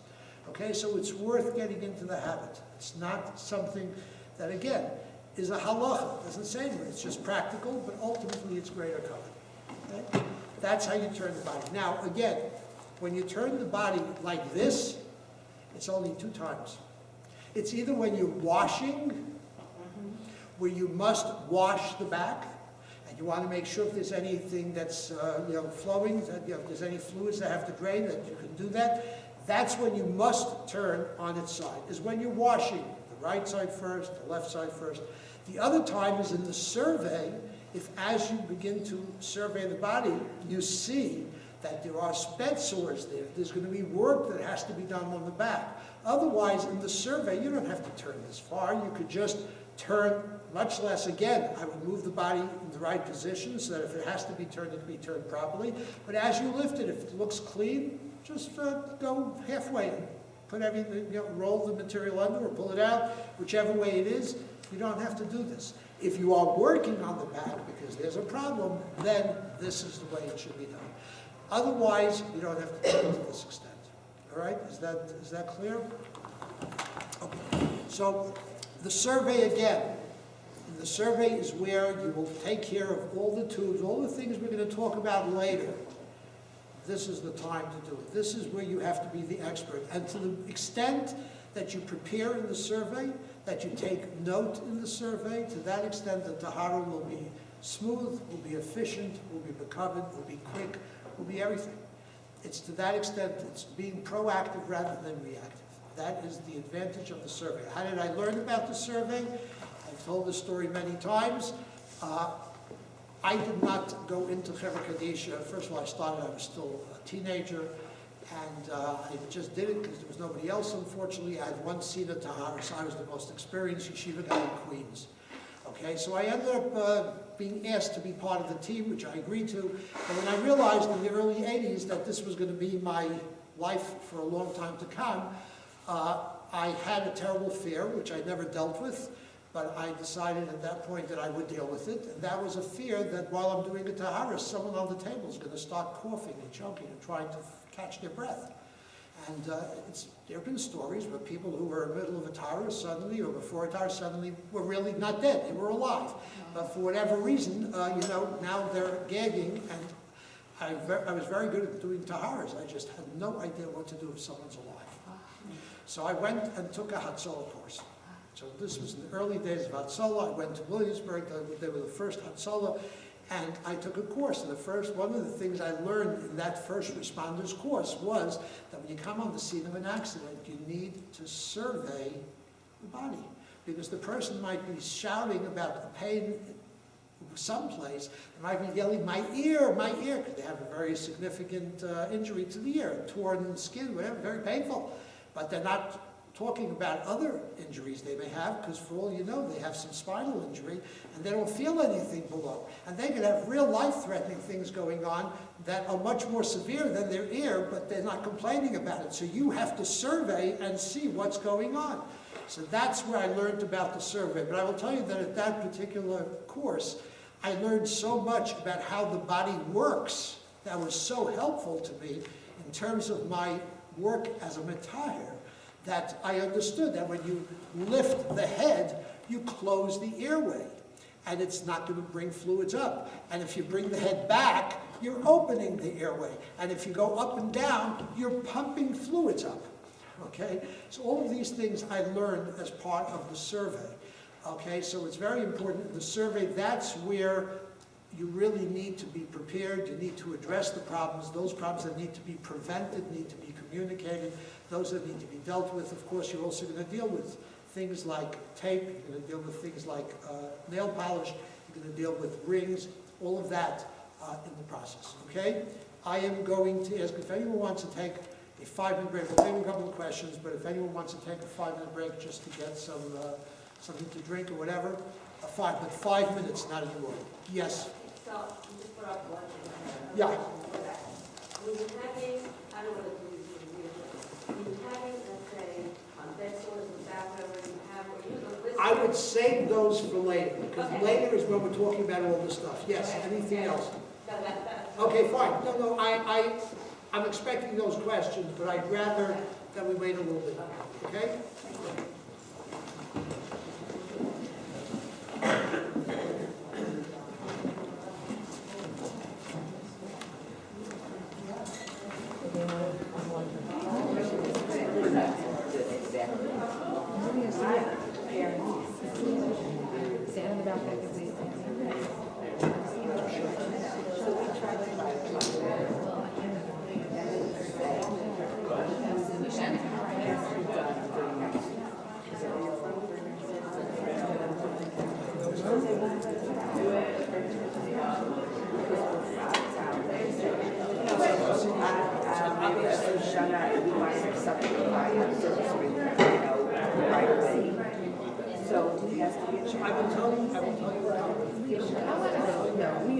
I just want to see it on the body.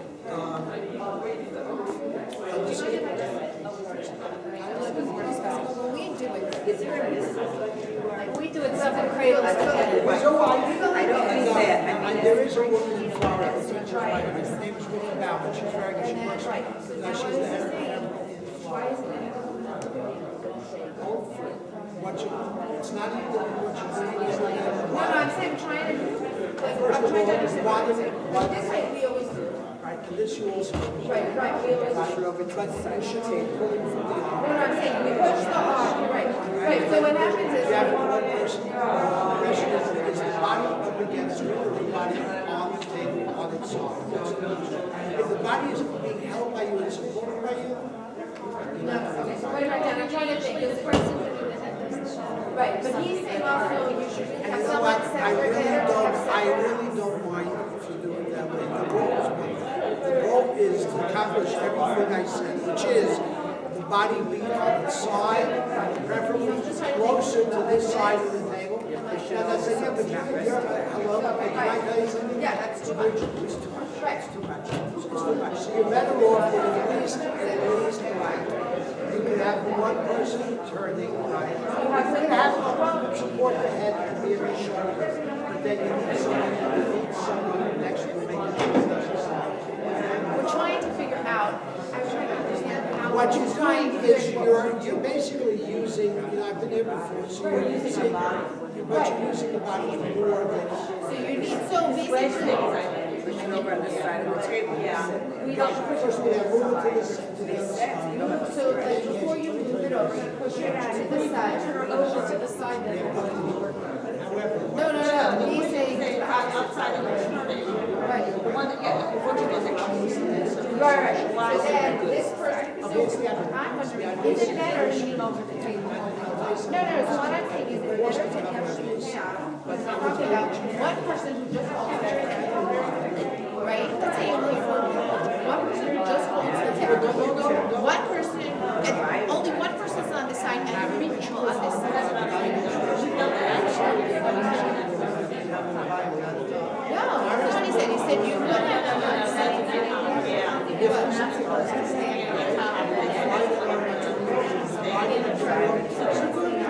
Sometimes you don't want this to move because until then. No, that's what he said. That's if you want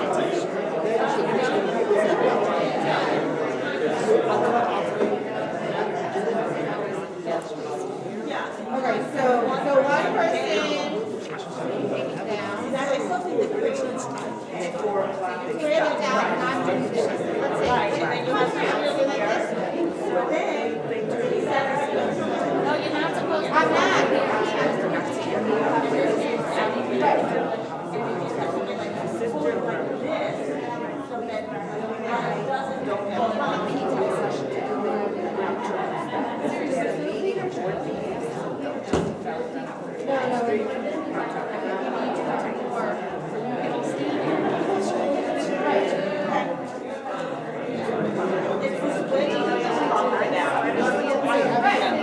Many times, if the person's heavy, we use our body to support the person. Right. Usually standing straight. So we just give up on that. I make sense. Yeah, I'll leave it at that. There's only, I find that it's not nice. We always end up dumping. What? Putting the body in the Aron is really nice. No matter what, you end up seeing like fall. Yeah, I don't like it. Sometimes You should be using the lift, but then you should don't always have the lift because that lift doesn't work properly. It doesn't Oh, go that's high terrible. enough to go over the Aron.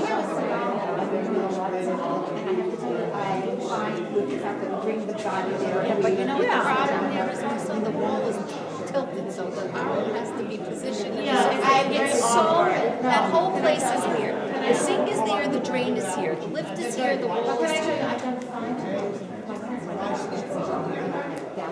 I did one last week at Shinsky, I did one this weekend at Herndon. Oh, you went to her, I was And then I went to, and then I did last year, so I use the lift every single time. For Shinsky. So I was at Scotland's. And we generally don't give them out. I knew Friday. Well, you know what it is? It was Pam Abramoff. She does his tax season. That's what I'm saying, like, Doing taxes. An announcement, And- some of the handouts have more than one page, they were not stapled. So please make sure that you take the entire article and as an article, so you have to just see when it ends, you'll figure it out. Okay, it's not stapled. You fill it out, and you have witnesses, you also have an objection.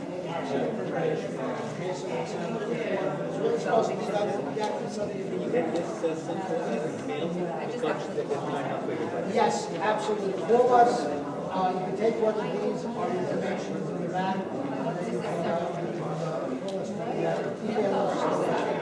If anyone would like to get any of our newsletters, we send out newsletters from time to time. There's no obligation, there's no charge. You can put your email addresses here, or if you like your regular addresses, phone numbers, we'd be happy to send you, or just go on our website and register to get our emails. We would love to have you get it. This is just about our cemetery in Florida. This is really more of a promotional, but if you're interested in learning about it, we're going to look into this. Is just information that you can use to help people choose burial over cremation.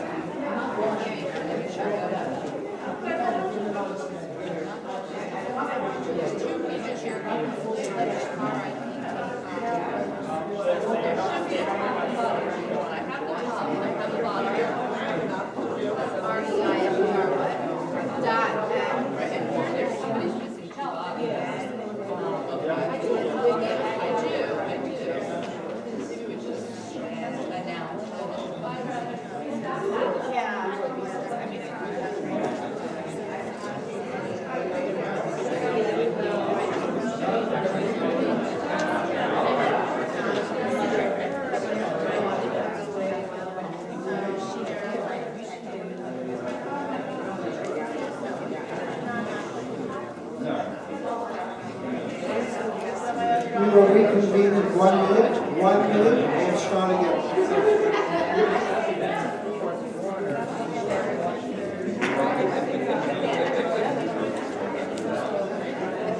You guys are all involved?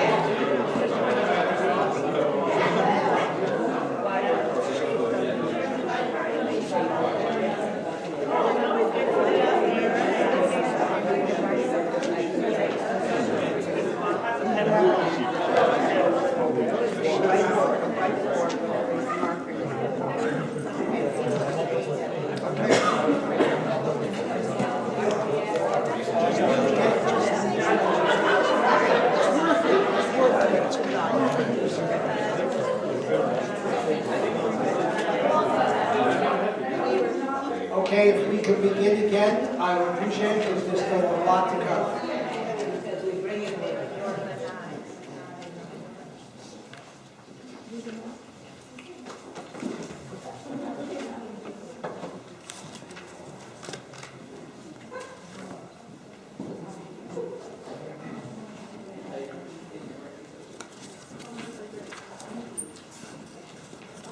Okay, once we have completed the survey, and that means you've removed, for the women especially, nail polish.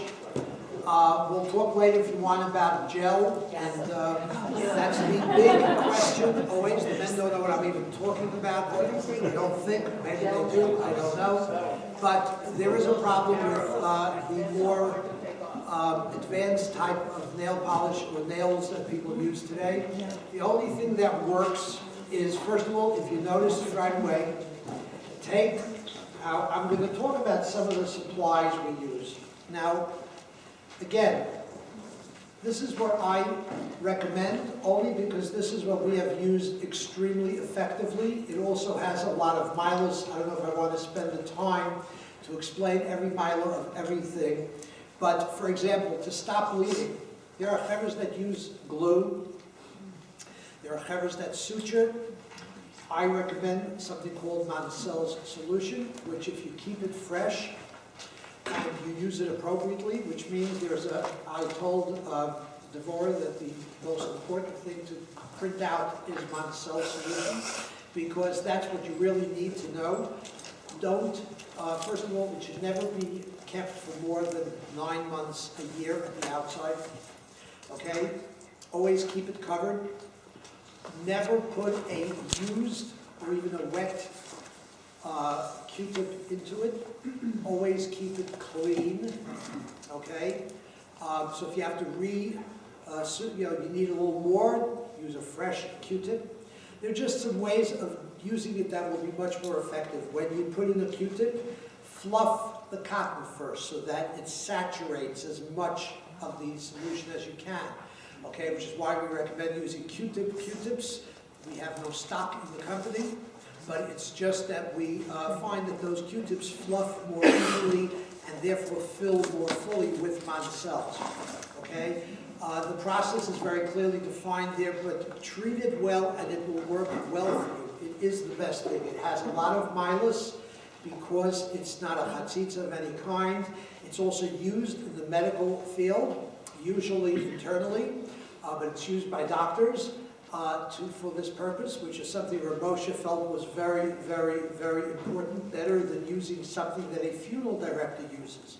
Because he felt to use any kind of equipment used by funeral directors in their business is a bizayon, since it's meant to prepare a body in a way that is shalom kahalacha, but if it's used in the medical field, it's better, which is why, one of the reasons we recommend this, but frankly, I think it's the best thing out there.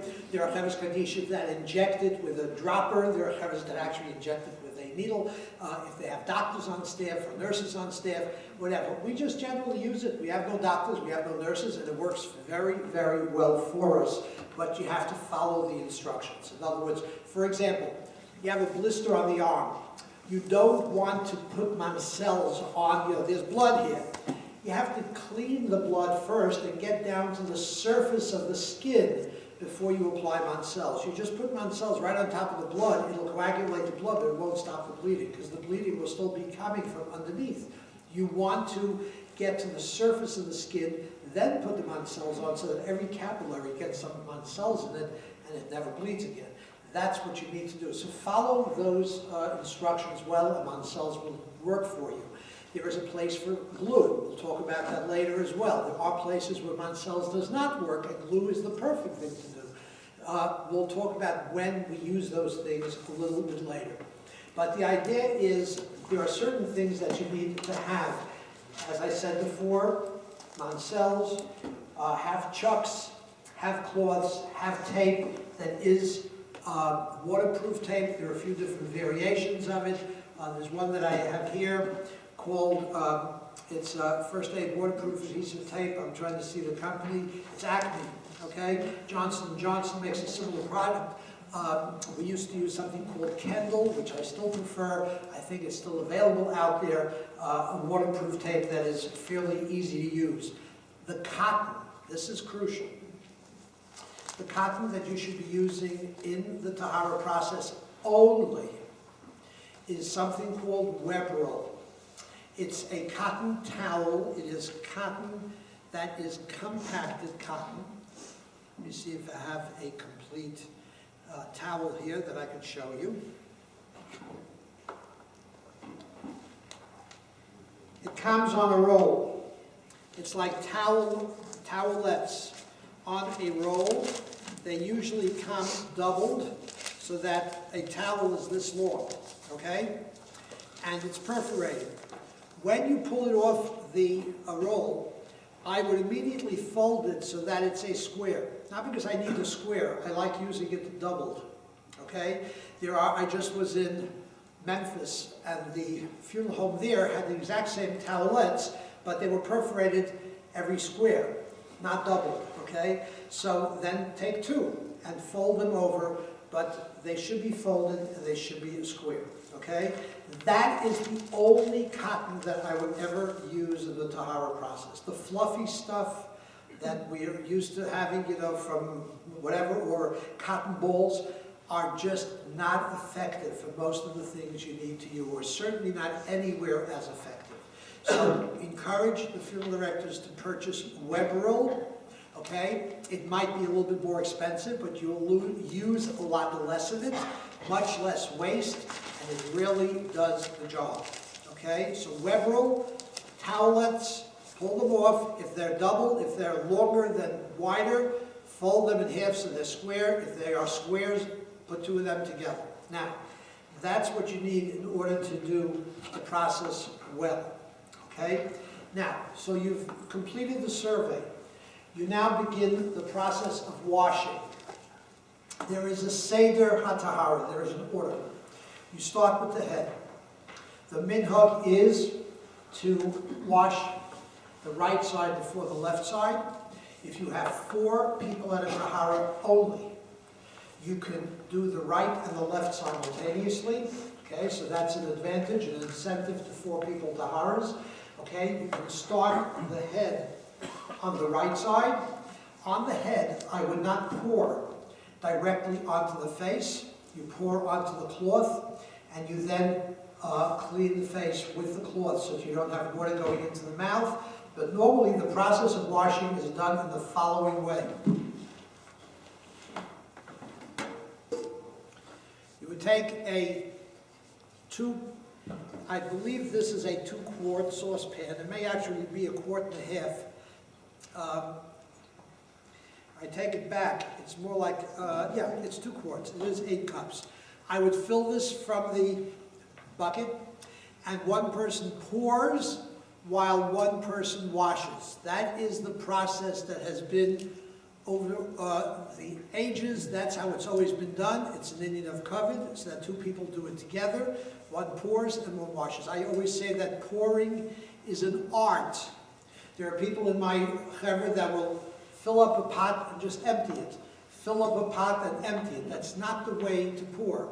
Sometimes you need to pour more slowly. If you're cleaning tape, you want to get the tape off, be very gentle. Don't rub the skin. Just gently remove the tape. And if you have a little bit of water, a continuous flow over that spot, it'll help you remove the tape. It'll just give you enough something to help the tape come off and wash it away as it's being removed.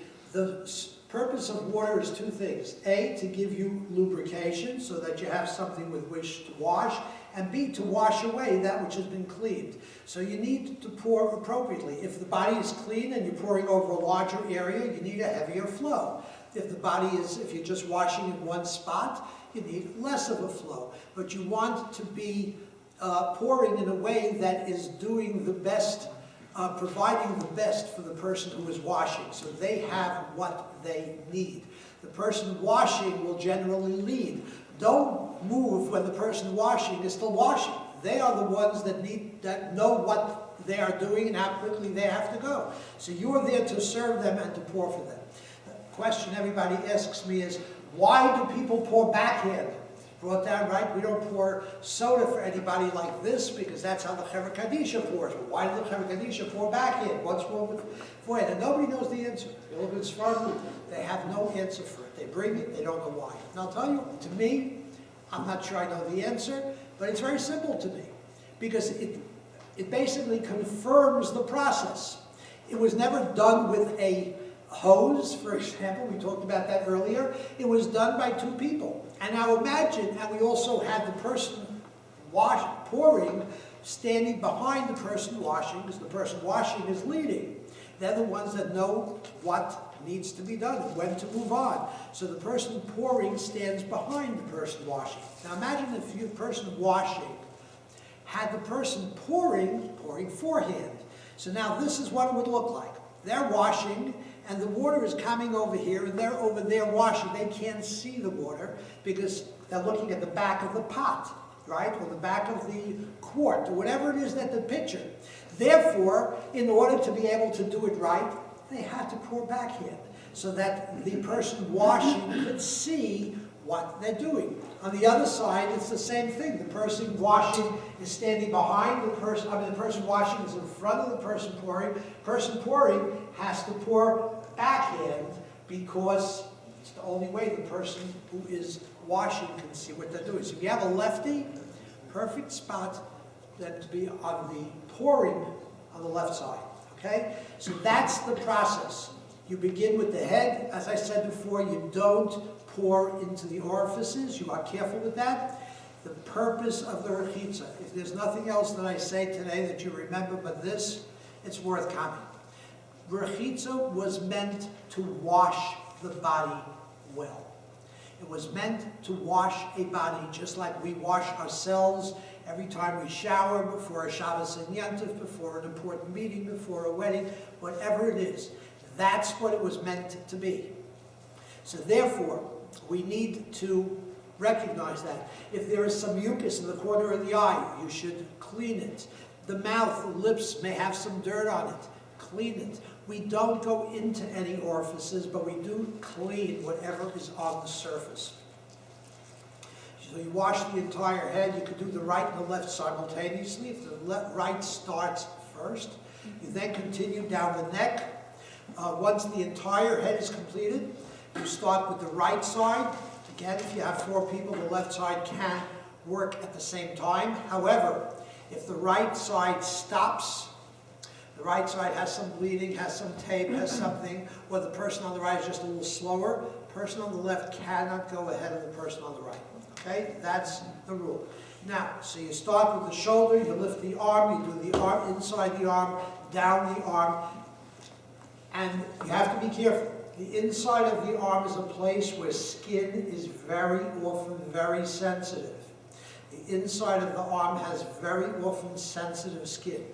Okay? It's a part of the body we never use that rubs against much of anything, and it's sensitive.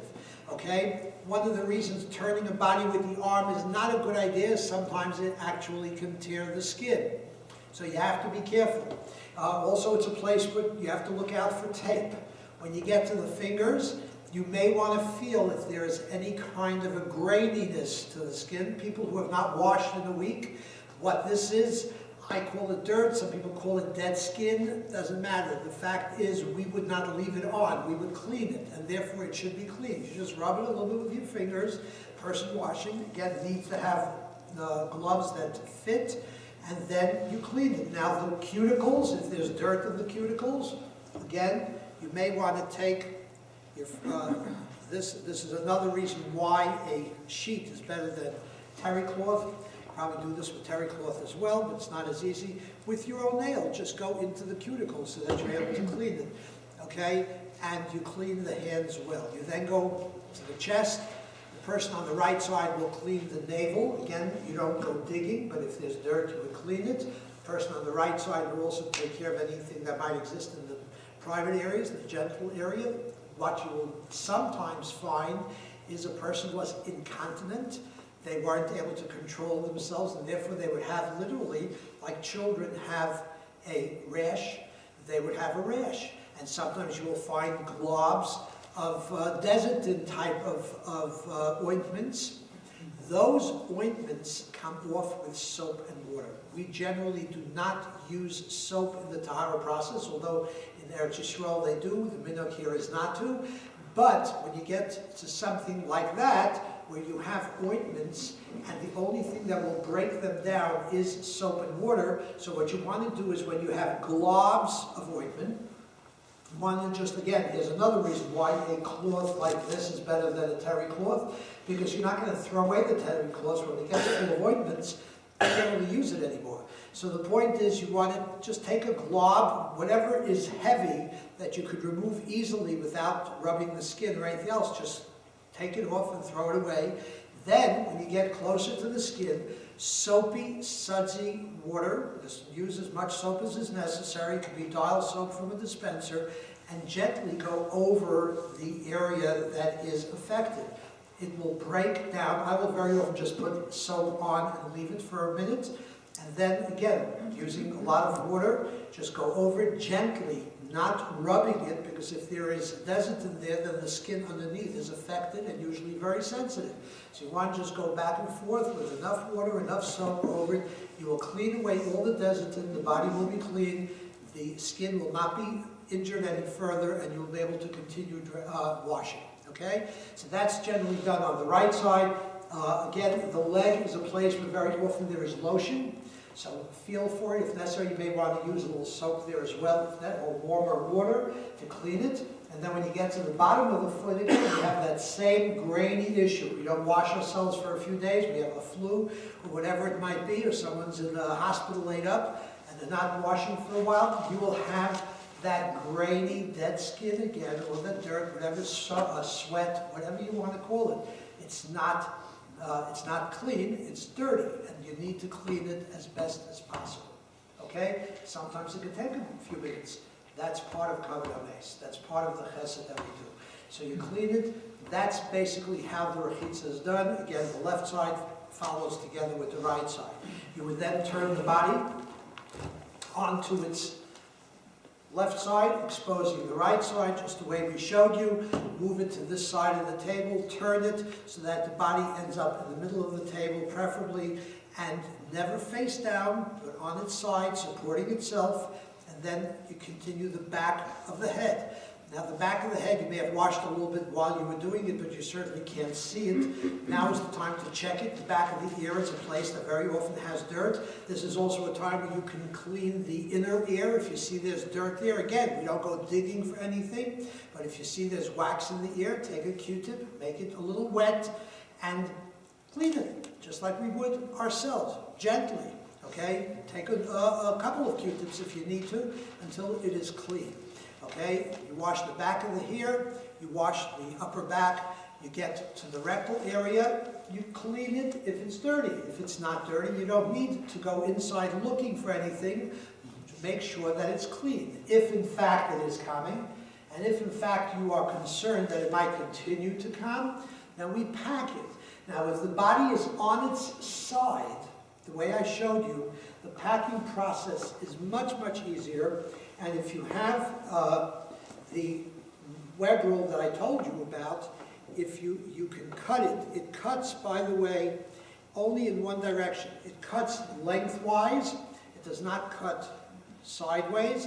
You can make it any width that you want, just here as much as you need. I would always use a complete strip, okay? It doesn't have to be this wide, but you learn after a while what you need. You want it to be tight. You make a little head to it, insert it, go all the way to the end, and then make another little head to it so that it will be tight. You will forget about it, and you'll do the Tahara, and it will not be a problem.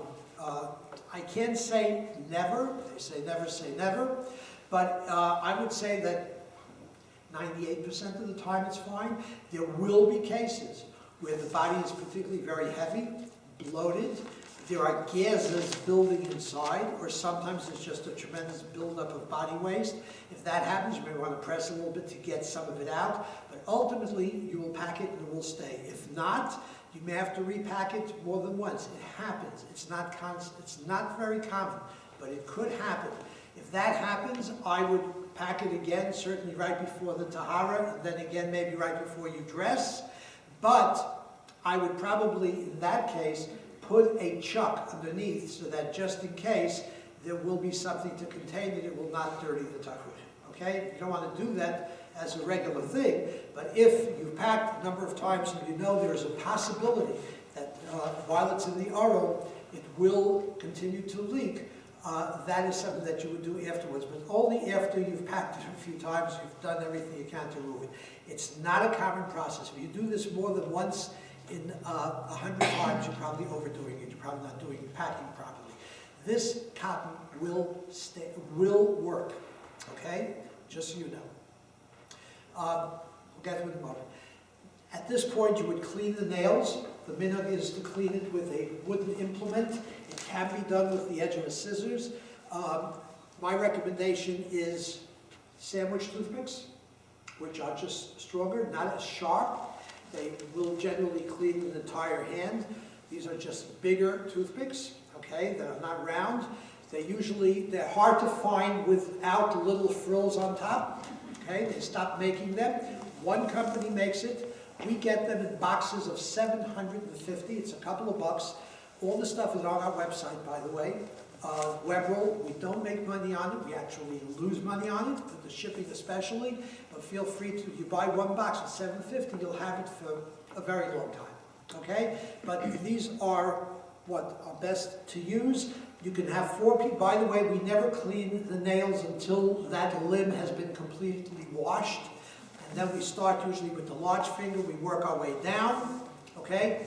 And we do it right hand, right foot, left hand, left foot, Or right hand, right foot, left foot. So for example, you're doing a Tahara, the person on the right side had dirt on their right foot. Meanwhile, whilst two people are working on that, the two people who are on the left could be doing the nails of the hand. Okay, you're not going to do the nails of the left foot or the right foot because you're still working on that, and it's not, or it hasn't been washed yet, whichever. But once you're done, you can do that, and then you can dry the hands. With us, when we turn the body on its side, the person is working on the back, but the front has been completely washed. That usually is 3 people, 1 person holding, 2 people washing the back. The 4th person could be doing the nails, standing on the other side. The hands and the feet are very easily accessible while the body is fully turned. Just a lot of different ways of doing it. But the rule is we don't clean the nails until that limb has been washed. It's always right side before the left side. It's always hands before the feet. So it's either the full right hand and foot, or both hands first, right, left, and then the feet, right, left. Okay? We'll talk about problems like rings that don't come off. We'll talk about gel. Remind me later tonight. There are ways of getting it off. It just has to, the earlier you notice this stuff, the better off you will be. Okay? No, maybe I'll just tell you very quickly just those 2 things. Rings that don't come off. Try soap first. If that doesn't do it, take a piece of rope. Most of these funeral homes have what is called embalming, suturing thread. It's a thick cord, a thick thread, okay? And you put it underneath the ring. Now, keep soap there so that it'll come off easily. Gently go round and round with pressure towards the tip of the finger. Round and round with that rope around the ring, pulling gently towards the tip of the finger. It will not injure the skin. And I would say again, 95 to 98, maybe 99% of the time it will come off. There will be that one person that just has a calcified knuckle that is just not going to allow it's just bigger than the ring is. The skin, what this movement does is it pushes the skin together. It does not injure the body, but it will like just force the fluids under the skin so that it will allow it to move. It just moves it around as you go. But if you have a knuckle that's bigger, you can't do anything. You need to get reshus from the family. You need permission to cut it. It is to be cut. You should never bury someone with any kind of jewelry. That's what the takana, Rabbi Gamliel, was all about. Okay, that was the most important part of the takana, not the fancy casket, but really that.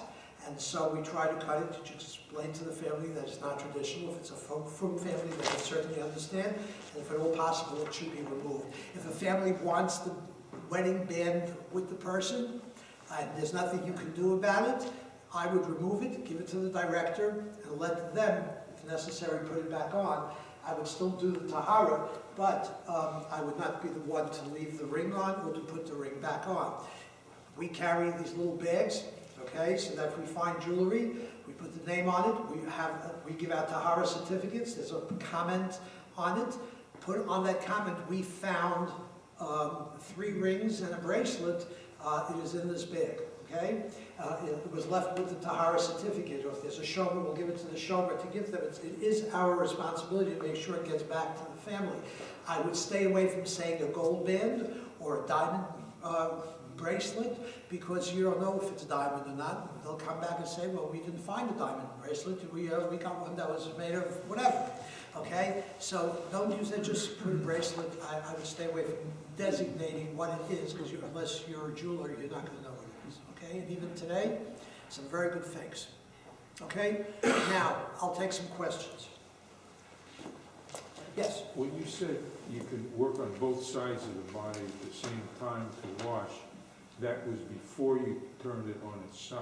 Correct, absolutely. Because you can't really work on both sides when it's on its side. It's only one side at a time, always the right side first, then the left side. Absolutely talking about when it's lying flat. Not flat, with the head raised, but lying on its back. Yes? In the survey, you see a tube with red fluid in it and a clamp. You're afraid that if you pull it out, it's going to produce blood flow. Do you leave it tied off, or do you pull it anyway? We remove it all the time. Those things particularly. We remove it, and I will tell you now, it will not be a problem. Tonight, be there, 7 o'clock, sharp. I'm just kidding. What, yeah. You? Yeah. I just want to know about the hair. When do you wash the hair? Do you wash it all at one? I would wash the front of the hair while it's lying, initially. The back of the hair, you may want to pour some water over it, but certainly you're not going to be able to wash it well while it's on its back. So I would leave that. If it needs shampoo, if there are times when people's hair is dirty, you can use shampoo. I wouldn't generally. One of the most complex parts of doing taharas is to retain the balance. You're going to have 3 cases in a row that are going to have grease on it, and now everybody's getting soap because it's that hergel nasateva, it's that habit becomes, it doesn't take long to develop habits. It's amazing. How many cigarettes does it take to become addicted? Not that many. But then to unbecome addicted, to get rid of the addiction is impossible. It's the same thing. You do a 3 towers where you need packing, and now suddenly everybody's getting packed. You have to maintain, you have to remember the general rules and check yourself every once in a while. It's the same thing with that. Not every head needs shampoo. There are times. Unfortunately, very often when you need shampoo, it's also a situation where you're going to be losing hair. The hair is going to be coming out because someone has a condition and the hair is going to come out. We will not do that. So you don't remove it. By the way, hair to save, if you can say, if it's a clump of hair, you would always save it. If it's a single hair and it's running down the table and you missed it, you don't have to save it. But if it's a clump of hair that's coming out, first of all, you would stop whatever you're doing, so you're not going to pull out any more clumps of hair, even if the hair is dirty, okay? And you would save it and bury it with the blood, okay? If it's, if it's some hair, I would save it. If it's one hair, I would not be mocking. 1 or even 2 or 3, but more than that. One of the taharas I worked on, the woman had severely matted and very foul hair, and it was long. So it had gotten wet. It was starting to ooze all kinds of stuff. And so it was going to soil the Tachrichim. We spent a good hour shampooing, and it wasn't loose hairs, it was a mat. Could we have cut that off? No. And the answer is what you did was right, and it was a chesed. The only thing I would say is, the only alternative to that would have been not to cut it off. And by the way, you can cut off here. If, for example, there is an injury to the scalp, and by cutting off the hair, you'd be able to stop the bleeding and do a full tahara, I would probably just shave that one spot of hair. But to remove the hair because it's dirty, I would not do that, okay? However, I would try to clean it if you feel you really can't. If you have willing to do the time, and that's the chesed she'en lehem shir, and it is a chesed, okay? Then I would do that. If not, then I would probably have put a chuck around it so that it will not dirty the hair, even use like a shower cap, okay, over it so that it will not dirty the Tachrichim and dress over it. I would certainly try to clean it first. Or if it was, let's say, a situation where it was coming out, okay, but you don't want to dirty the Tachrichim at this point, so then I would use a shower cap, that type of thing, okay? I'll take 2 more questions and then we'll run, yeah. What is a chuck? You mentioned a chuck. You mentioned it a few times. Chucks are a blue pad that is used in hospital situations. They come in all different sizes. This is a rather large one, not really that large. This is a medium-sized one. This is a chuck, okay? And the advantage of it is that it allows for things to flow into it, but without getting it dirty, without getting the Tachrichim dirty. That is a chuck. So if you're going to put that on a head, where I described it, you're going to have to taper and make a little bonnet out of it, and then you can do it. Yes? I don't know if you're going to go through it now, but can you discuss a little bit about when there's been an autopsy? We're going to talk about that tonight. Yes? You were talking about packing the body. If you pack, you don't need a diaper to put diapers, because we've been putting diapers on a certain point to protect the Tachrichim. You would never, there wouldn't be any. I didn't say never, never say never, but I'm not a big fan of diapers, only because diapers have a connotation to them. The chucks do just as well, and they are used in hospitals for people who are incontinent, people, whatever it might be.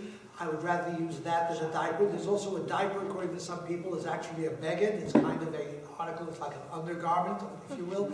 I would never, ever, ever allow what funeral homes use, which is the plastic overalls that have they have like an elastic at the end, because that inhibits the body's return to the earth in a much more significant way than a chuck would. Even when you're using a chuck, try to keep it open to some. It's another reason why a diaper is more of an issue, because it's more restrictive. The less restrictive, the better, okay? So this will accomplish what needs to be accomplished without it being as restrictive as would a diaper, or certainly any of those overalls, coveralls, and so on, okay?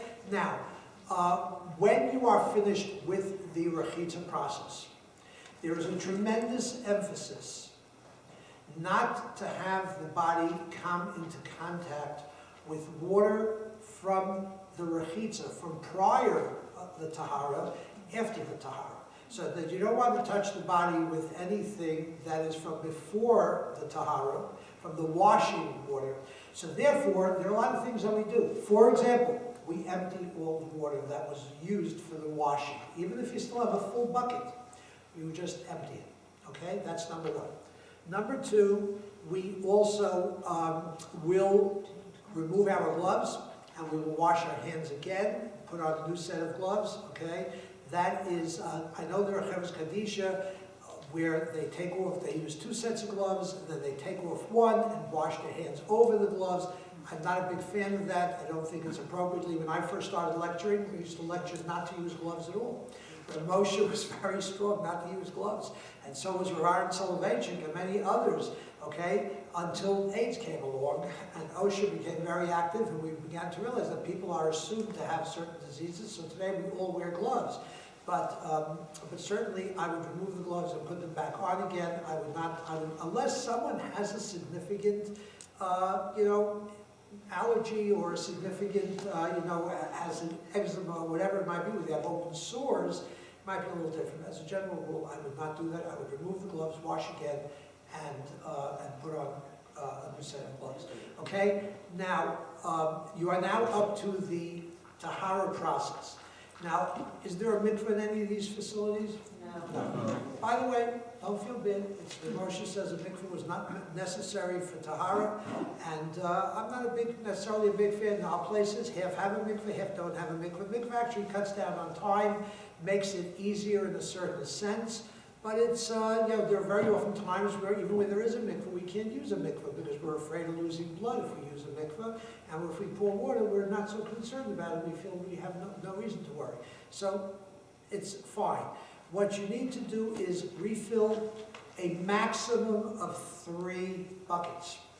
Can't be more, and it must have a minimum of 24 quarts. So it means you have to have 3 buckets with a minimum of 8 quarts of water in each. Okay, right? Which makes it 24 quarts, 2 gallons. The buckets you're using, which is the metal buckets, I would get rid of them only because they are very heavy. You're adding 5, I don't know how much they weigh individually, but certainly a good few pounds to the water that's already heavy. Why not go out to Home Depot, and if they don't have it, they'll order it for you. I would use a 3-gallon painter's bucket.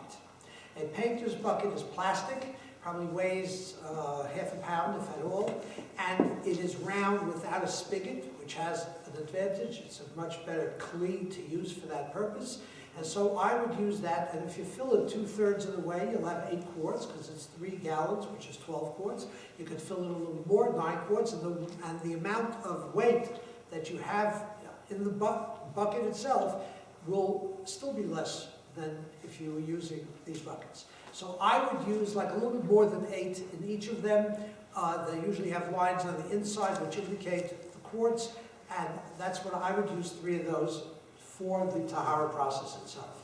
The minhag is to use boards to raise the body off the table. Now, unfortunately, I'm going to make a suggestion. I don't know if the funeral homes will go along with it. These are the boards, if you call them boards, that you're now using for the Tahara, okay? I think it's what I got from somebody. At least We some. use What? Yes, in some cases. Okay. Sometimes we use. I'm not a big fan of this for a lot of reasons. First of all, it's metal. Some people are opposed to that. Not that the tables may be metal, and that's fine, but that's not the issue at all. The boards should be longer than the width of the table. The boards, preferably, I would suggest using a 2x4. If the table is 32 inches wide, if the table is 28 inches wide, make the boards 32 inches so that you have an inch and a half on either side.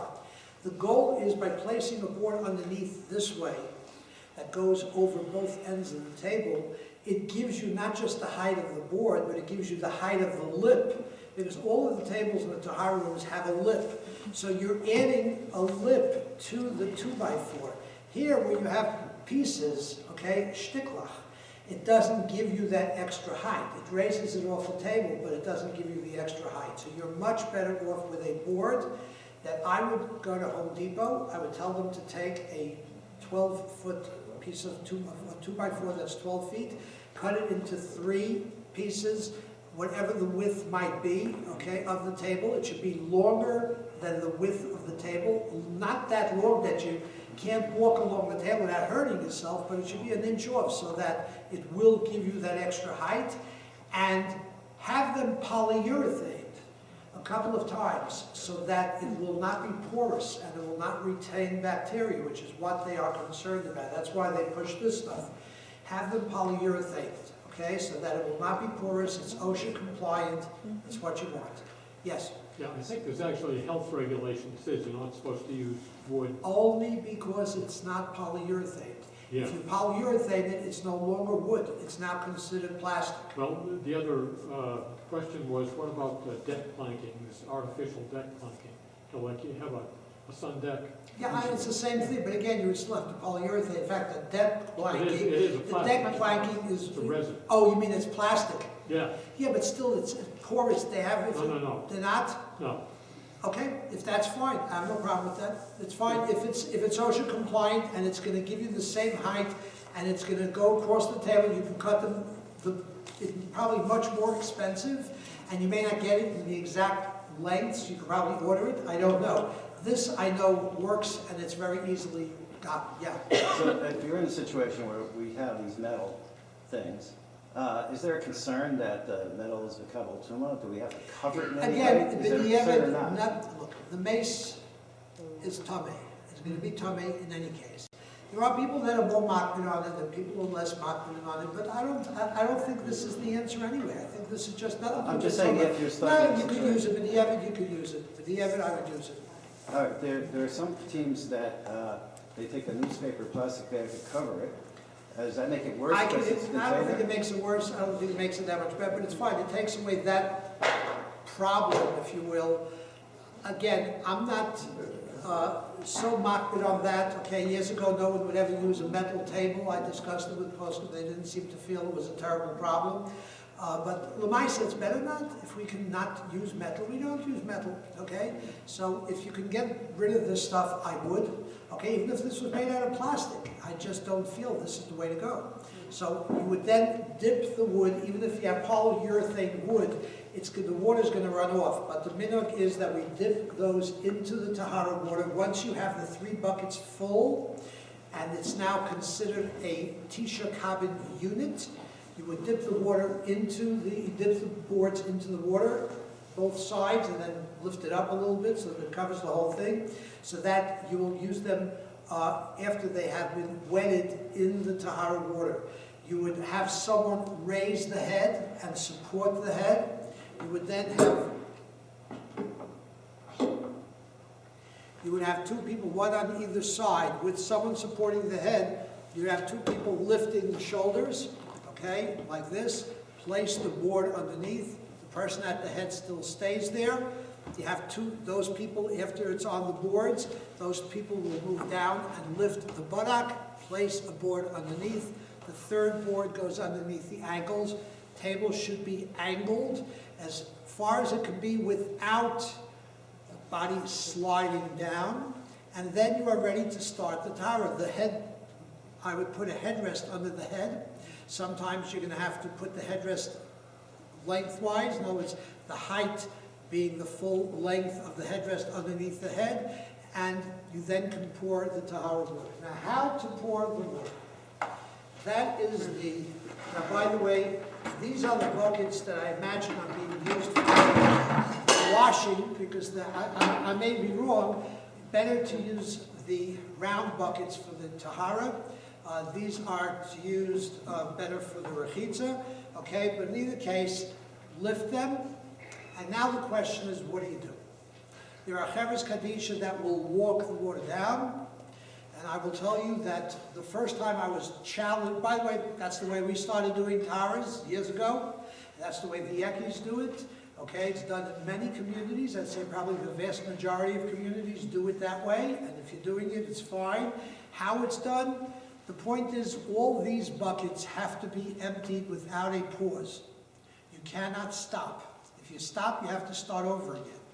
Okay, so what they usually do is either they have two people start, one on one side, one on the other. You start with the head, you walk your way down, okay? And you continue down one side of the body while the second person continues down the other side of the body. The third person, either it's the same person who finished the first bucket, or it's a third person starts and follows down the right side, or some chevras will have someone pouring over the forehead, while the other two people walk the water down, and then the last person will finish it. That's one way of doing it. There's another way of doing it, which is the way it was done in Eretz Yisrael, when they did not have mikvos, which most of them now have, which is you have three people standing at the head of the body, all lifting the buckets at the same time. One on the right shoulder, a little further back, you're not standing very close. One on the left shoulder, same thing. One in the middle, even further back. And together, if you go to Israel, you ever see the way they wash the floors? They make sponge out of it. You shoot the water down and let that kind of cleanse the floor. That's what you're doing. What you're doing is you're shooting the water over the body so that with your force, the water will go as far down as possible. You're basically heaving the water, aiming for the head with as much force as possible. And that is the way which I recommend if there is no mikveh. It may take, it's funny, I was just lecturing somewhere, they just told me they got in Memphis. I was in Memphis recently, I was in LA recently, and I'm heading to Seattle this weekend. But the point is, it's my traveling time. But there is in Memphis, they actually got from the fire department a dummy that can get wet. And they are practicing the heaving on the body. They pick the day they're all going to come together, the men and the women, they can just practice doing taharas, seeing how they can get it done. So I will just tell you that when we learned this from the Chevra Kadisha in Eretz Yisrael, and we asked them, we looked into it, we felt that it made sense. Let me explain to you why it makes sense. And then let me tell you that Silver Spring has a very special place in this issue. Okay? It makes sense because Tisha Kabin was meant to be a shower. A shower isn't where you start pouring water and walk your way down. It's not how showers work. Showers are, as is brought in halacha, derech harosh. It goes from the head down. It's a shower. That's how a shower works. Okay? Therefore, when you lift the body and you shoot the water down, it's like a shower in a horizontal position. What makes the water shower over the body is the force of your throwing it. When you're just walking the water down, according to many poskim, they term it hadochas bosor ba'alma. It's like washing down, hosing down a body. Okay? That's the difference. Now, there is the first time that I came to lecture in the Silver Spring, when my friend Rabbi Elchonon Zohn brought me in, I mentioned this. We had just changed, and I mentioned this at that lecture. And my good friend Rabbi Winter, after I left, decided this sounds strange. Nobody does it like this. So he spoke to Rav Elchonon Zohn about this, and Rav Elchonon says, I don't know. I'm not knowledgeable about Tahara. Let me check into it. So he came back to him and he told him the following. He says, I don't know how you do it the other way. He says, from everything that I looked at, it doesn't make sense to walk the water down. This makes as much sense as anything, and he feels it's the right way to go.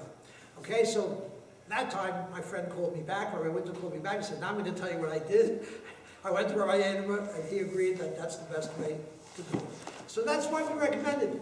To say chas v'sholom that the chevras that do it the other way are doing it wrong, it's a minhag Yisrael. I'm not going to argue. But if you have a choice, it's worth thinking about doing it this way. That's the way I would recommend it. Okay? This is the only time I ever got a haskama from somebody who actually looked into it, someone of the stature of Avedim, as a Levracha. It's certainly something to go by. So that's what I would recommend if you can get to do it. Maybe you can find a fire department will lend you a dummy and you can see what you can do with it. Yeah? If you do it this way or the regular way, and afterwards you find, let's say, a spot where it's dry. Now, let me explain to you. You're going to find a spot that's dry. If you think when you're going to shoot something like that over someone who's 5'8", forget about someone who's 6'3", you're going to miss part of the body. The rule is roishai v'rubai. You're going to get the head and you're going to get over the body. That's the point. Roshai v'rubai means the head and most of the body. We, in our chevra, for the men, where we don't have a mikveh, we slide the body down till right below the knees. In other words, we don't reach the knees. We have a person standing at the feet, at the ankles, pushing forward. As the body is stood up, we stand the body up. And we pour the water right over the head. The body will generally stand. The knees lock into place, and the body stands. It's a little bit kind of stooped, but it stands. If the body will not stand, the knees are very flaccid, we will sit it at the edge of the table and lift it or drop at one point, and we have 3 people pouring the water right over the head in a shower. That's how we do it. The women, we tried many times, they can never do it. It'll be wrong. Women just aren't as strong. It's also, I must say, the women just physically are different when they die. Men have much better muscle tone usually, and it's easier for them to stand. The women are not as muscular, and therefore it's harder for them to stand. So it's a combination of the ability for women to have the strength, as well as just physically. It's a different, just a different mitzvahs. Yes. So you're saying that if we do it all 3 at once, it's not critical if the water doesn't hit every part of the body. Exactly right. That would be wrong. You have to shoot for the head and with enough force. And it should go over most of the body. If it didn't get wet, further than the chest, you have a problem. But it will be far enough, and that's fine. Also, as we pour the water either way, we assume that the water underneath the body is new water, is Tahara water. Okay, therefore we can place the body back down. We remove the boards in the reverse order. We take out from under the ankles first, then under the buttock. Then there are tefillos that I forgot. Tefillos at the recited, when you wash the body. When you undress the body, there's vayam vayomer. You wash the body, rosho kesem paz. When you, here's talking about new things. There is, I've seen now a set of Tahara procedures that have new psukim for the women. You look in Shir Hashem, there are some psukim that are in the feminine. It's all being said now in the masculine. Rosho, kesem paz, l'chayov, yodov, right? For all the different parts. There are certain parts that are different and they use different psukim because it's more politically correct. These are changes that really should not be done. Yes? When you were talking about the board underneath, you were basically saying 3 boards, but if the buttock is hitting the table and it's not going to. So if you have a small area, you can either take a smaller piece of wood, you can make some small, especially if you use that 12-foot board that I was talking about, there are going to be some smaller pieces, you can use those, or take another board and cut it into smaller pieces. What I do generally is we will just take some of these cloth and just put it right under that spot. Water will get on it. Okay, because the water, this will get wet. That's one thing you can do. And you know what? If it's going to be in a couple of spots, there's no problem. It's still rosho v'rubo. You don't have to, and what's covered with the board is still not going to get wet. Okay? So there's a point where it doesn't make any sense. But what we very often will do, if it's like just, let's say, a piece of the arm or a piece of the leg, we'll just take a cloth like this and place it right under it and, prop it on this rather than use another board. And sometimes a person's very big, very heavy, we'll put some boards along the sides lengthwise, okay? But as a general rule, what gives you the greatest height on the table is those boards going across the width of the table. So you don't wash the floors before you put it under the floor? No, we don't wash them, we dip them into the Tahara. Yes, we do, absolutely. We don't wash them, yeah. After you dip them in, you leave them in the Tahara water, you take them out and leave them on the floor like? We don't leave them on the floor, we'll generally put them at the top of the table so they're in the position to be placed wherever's necessary, and that's where we leave them. But you don't take them out and leave them on the floor? No, you don't want to get them dirty. You wash them at the beginning. Yeah, I'll take one more question. You start at the Tahara water, and let's say at that point, on a female, you do find nail polish on the nails. You don't have to redo the Tahara, but you should clean the nail polish. The same thing, again, it's Rosh Veruba. The same thing, the chatzitza here is not the same as a chatzitza when someone goes to mikvah. Understand that very well, there would be almost no Taharas that would be done properly. Okay? So that is, let me explain, that when something is required by the Torah, any chatzitza is a chatzitza, and it makes it, it nullifies the mikvah. Okay? However, when you're dealing with a d'Rabbanan, something which is only a rabbinic requirement, then there are two things that you need to consider. One is that it has to be most of the body that is covered in order for it to be unfit, and it has to be something that is the person is concerned about, is makbid on, doesn't want there. Now, if we're, let's say, wrapping a leg that had a burn, okay, and we can't put that leg, the flesh is raw, we can't pour water over it, we're going to lose some blood or whatever it might be, okay? Then the person wants to have a Tahara. So they want that to be wrapped so that they can have a Tahara. So they're not makbid on that being there, okay? That's the rule. That's the understanding. Now, don't get me wrong. We don't maximize what we do. We don't just not care and wrap things all over the place. But if it's necessary, as long as it's not Rosh Veruba, as long as you're not covering most of the body with something, you're not going to put the head in a bag. I know someone once told me at Chevra Kadisha, wrap the head in a bag, make it tight, and put it in the mikveh.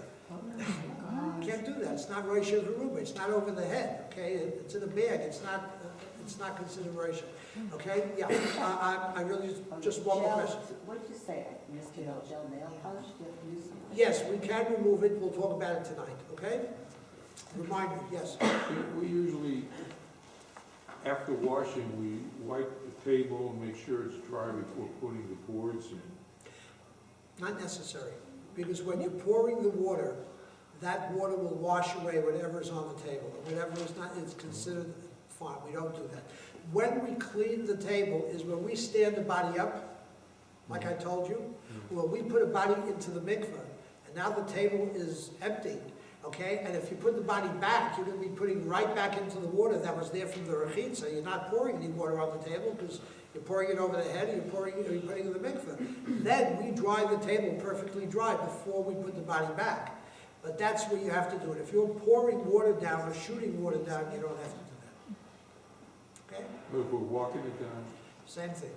Whatever the water underneath it will get washed away, just like the water that's on the body and so on. Okay, now, you are completed with the Tahara. You will dry the body. You have to be very careful. You first of all take a brand new dry sheet. I would still cover the private areas with a clean, dry sheet. Besides that, and take another sheet to dry the body carefully. Remember all the spots where there were punctures, where there was blisters, where there were problems.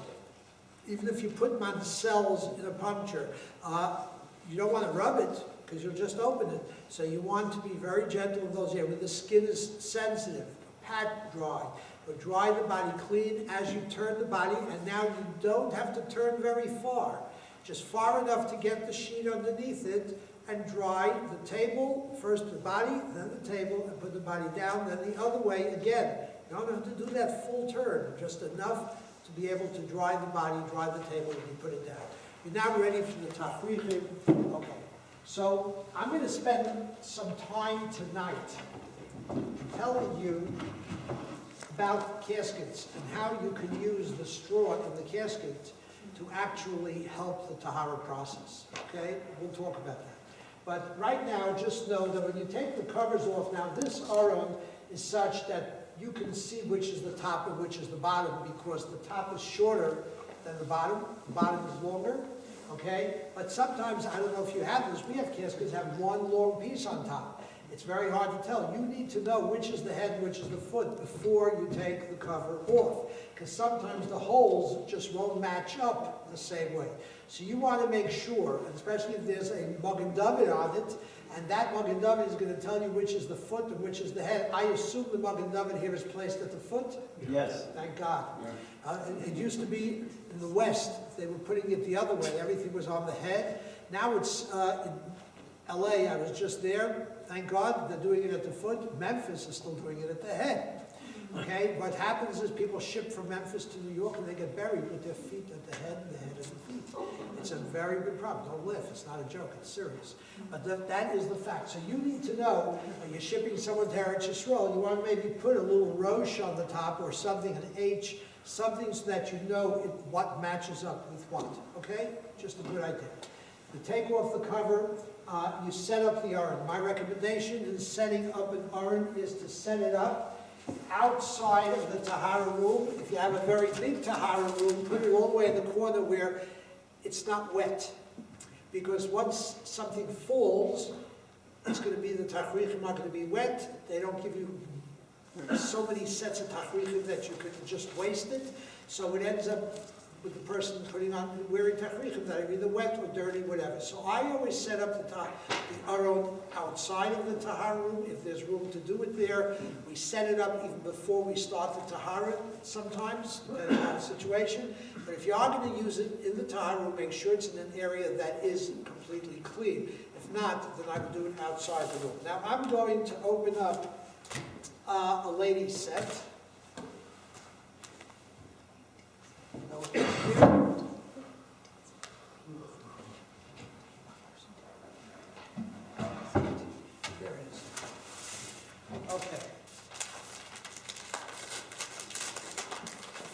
Now again, I don't know what you use in Silver Spring. I'm a big proponent of using, first of all, linen. Second of all, I don't believe that this sheet is the right size. This sheet does not go the full length of the Aron. I know that I spoke about it when I was here last, and probably the time before that, and probably the time before that as well. So it's obviously not the Chevra Kadisha that's the problem, it's the funeral homes.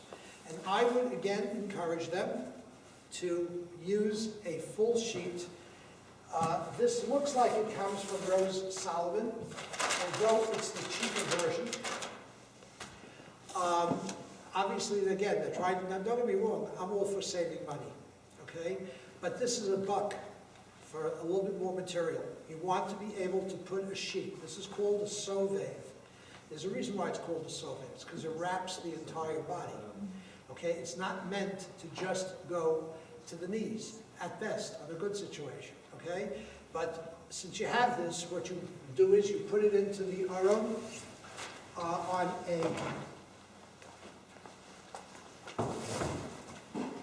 angle. Thanks. You can take that off, that's fine. That's fine. Now, this has a seam or it has no seam? Actually seamless. No, it does have a seam. I take it back. Usually they have, no, it doesn't have a seam. Okay, I'm impressed. It's good junk, I'm sorry. Now, that is the head.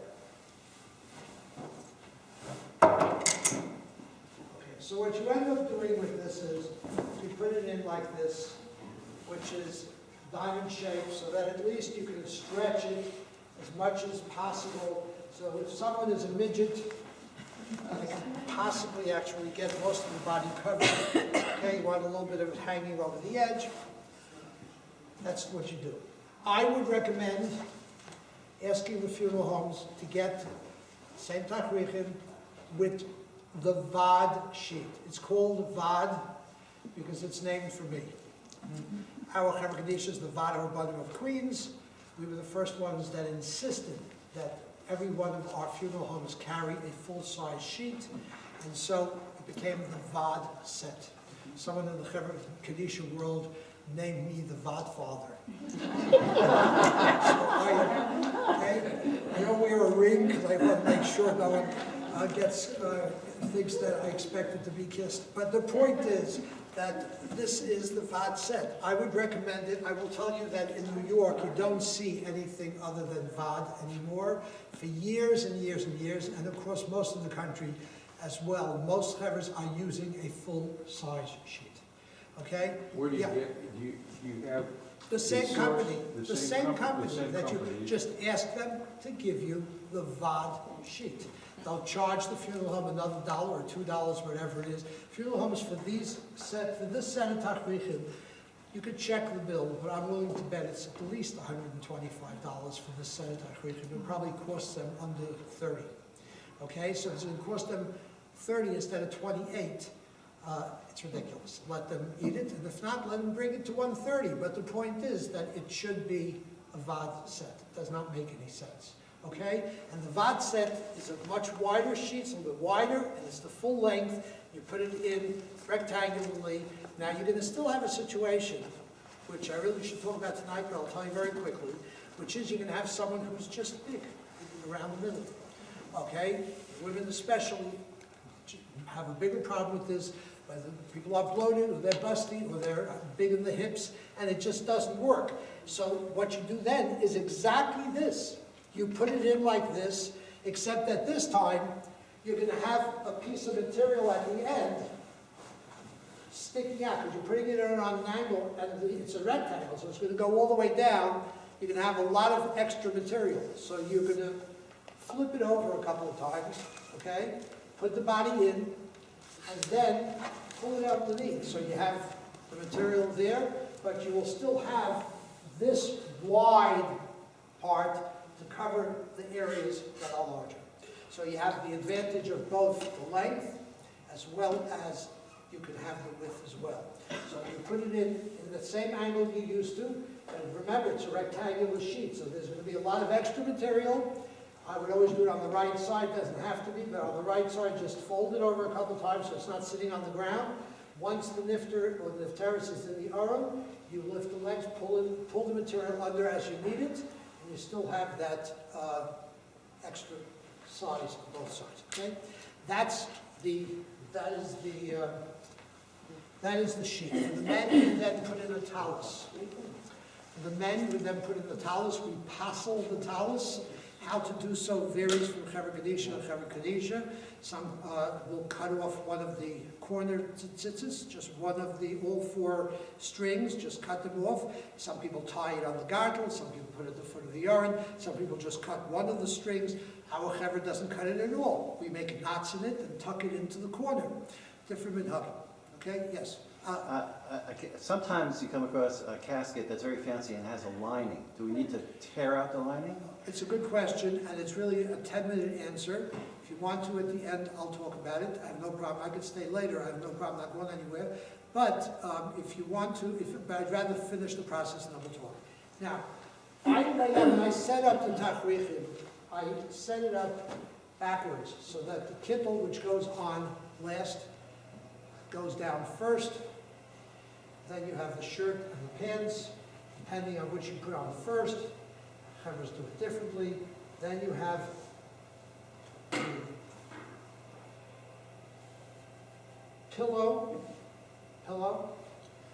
which contains the bands for, this is the gartel, okay, and the two bendlach.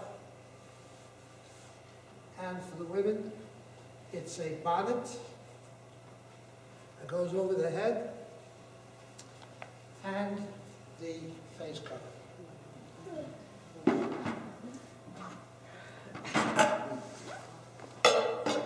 Now, the bonnet goes on first.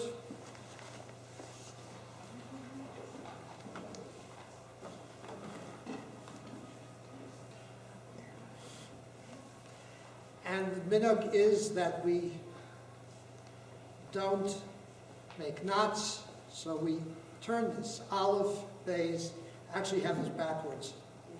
Don't mind, I don't do women Taharas.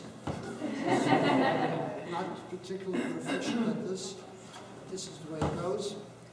Okay, and then, so there are different minhagim as to how many turns. There are different minhagim as to one or two people turning this. I do know that some of the poskim we spoke to felt that to have two people turning in front of the face is something that should not be done. So we have just one person turning by the head here and also by the collar of both the shirt and the gartel, and the shirt and the kittel. Okay, but how many turns? The generic number is 4, but if you have a different number, that's fine. What? We don't turn, we just vote. No turns at all. Just do bows. One on either side, it doesn't tie at all, doesn't get tied? And you just make, but you have to first turn it somehow to make a bow. We make a knot and a bow. You make a knot and a bow. Like it's shoelace. Someone want to come here and show me? Whatever.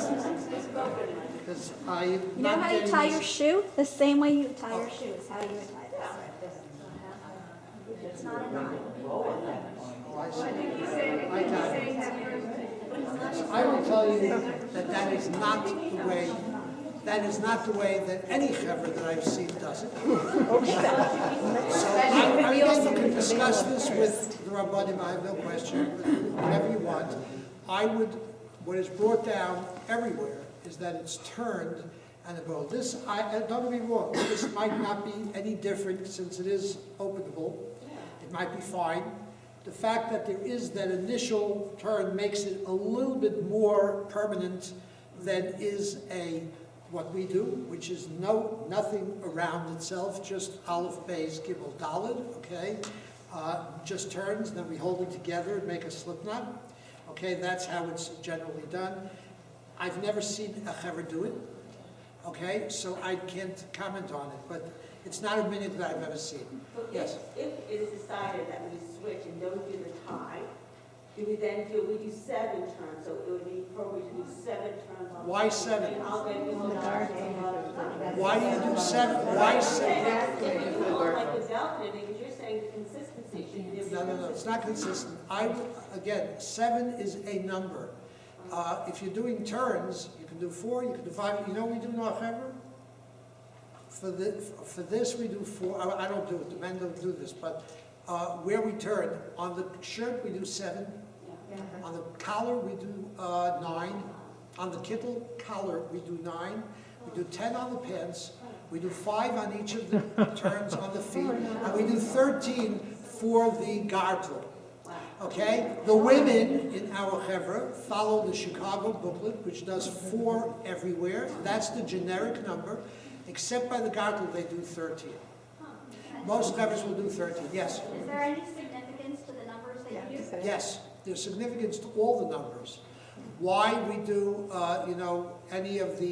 why any specific chevra does any of the specific numbers is based on a minhag that they probably adopted from somewhere else. Where did our minhag come from? The bottom of Flatbush. Okay? Because when we started, that's what we first learned. And we kept it whenever we wanted to change it. I said, you're doing it, that's their minhag. It comes from a Makar somewhere. They got it from somewhere else. That was an old Chevra Kadisha, the 99 if I remember correctly. That's not Schnapps, that's a Chevra Kadisha number.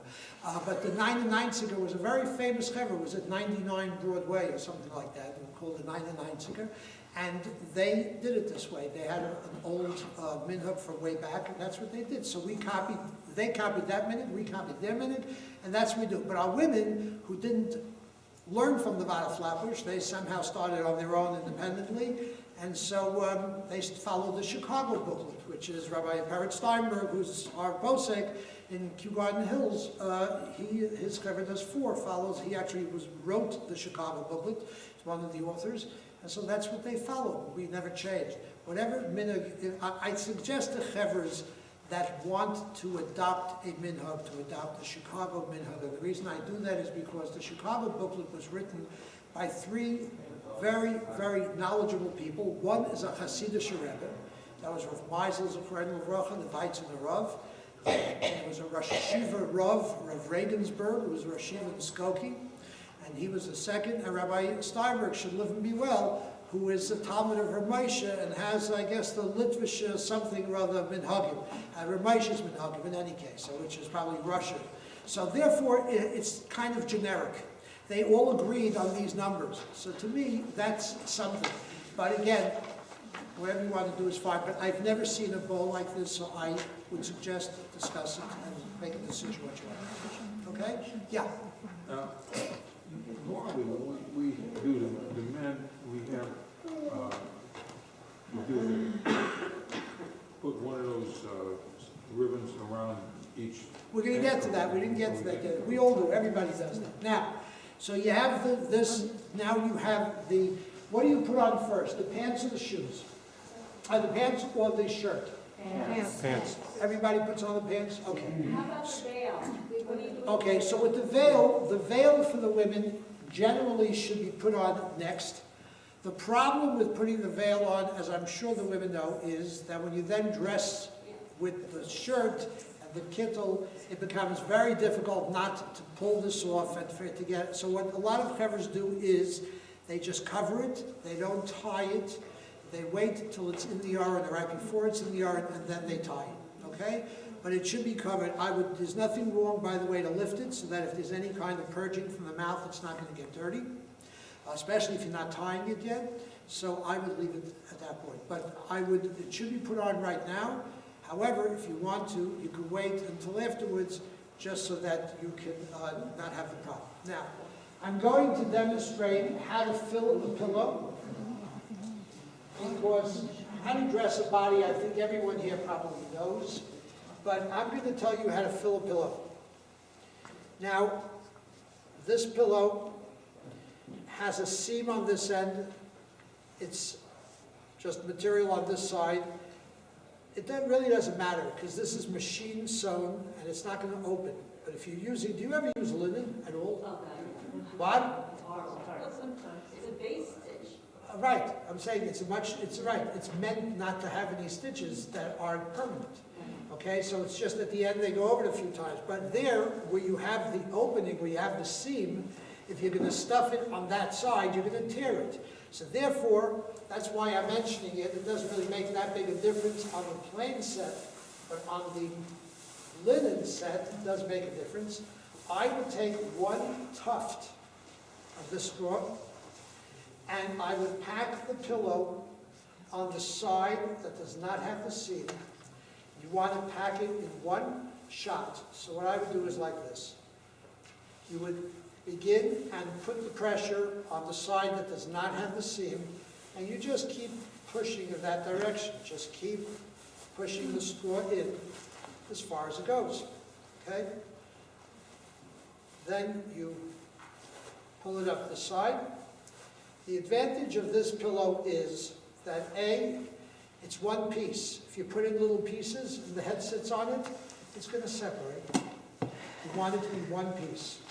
By pushing it in on one side, on the side that is not the side with the seam, it kind of gives it a little bit of a shape. The shape is like what they have they sell in the planes. I just was going to buy one. It was $32. I couldn't believe it, so I didn't buy it, especially since I have a few. It's like umbrellas. Every time I need one, I buy one, and then when I travel, I forget to take it. So it sits there. But it has this contour so that the head will sit on it. The whole point of the pillow is to keep the head from wobbling off. So you want to keep the pillow in there.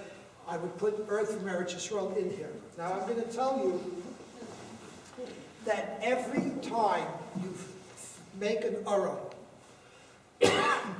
you should take some extra excelsion, some extra discord, and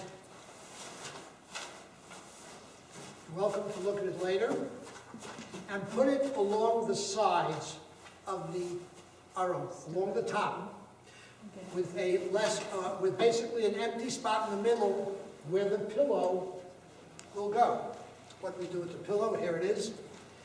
The milah of doing that is it keeps the pillow in place. It's another thing. When you put a pillow in like this, and the head's a bigger head, it's going to eventually come off.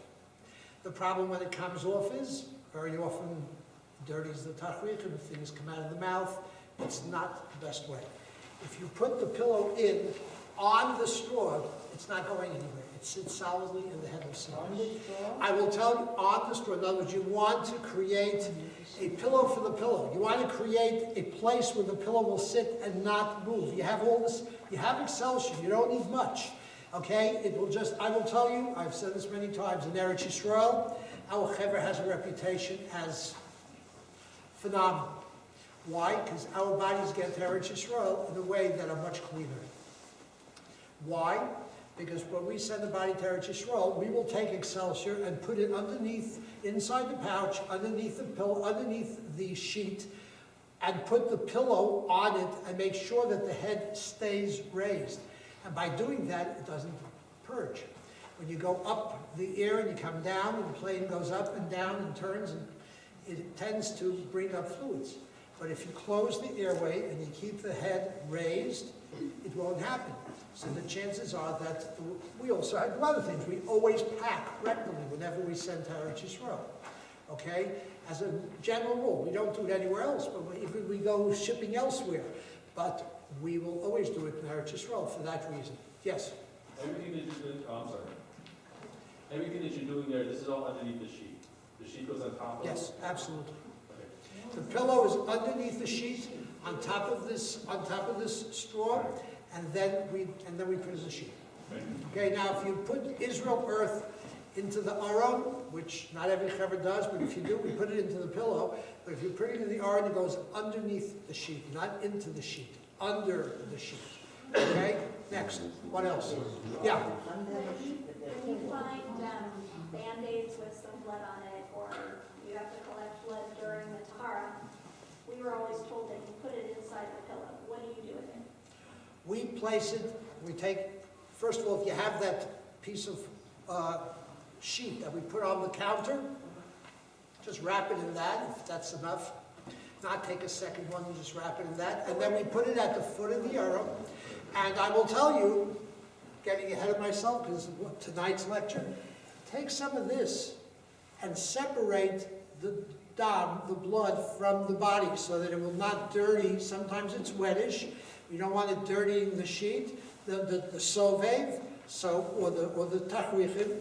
This is a perfect separation to just separate it. Okay, so you want to make sure, but yeah, that's what we do. And I will tell you, you're not the first person who told me this is a pillow. And I can't tell you how many Chevra Kadisha, like some I've recently lectured to, tell me that the face cover is an apron. It's an apron. It's not a face cover, because there are Chevra Kadisha for women that use aprons, except that aprons usually come rounded. And the face cover is the first thing. If you have an extra apron, there's some Chevras that also have an apron.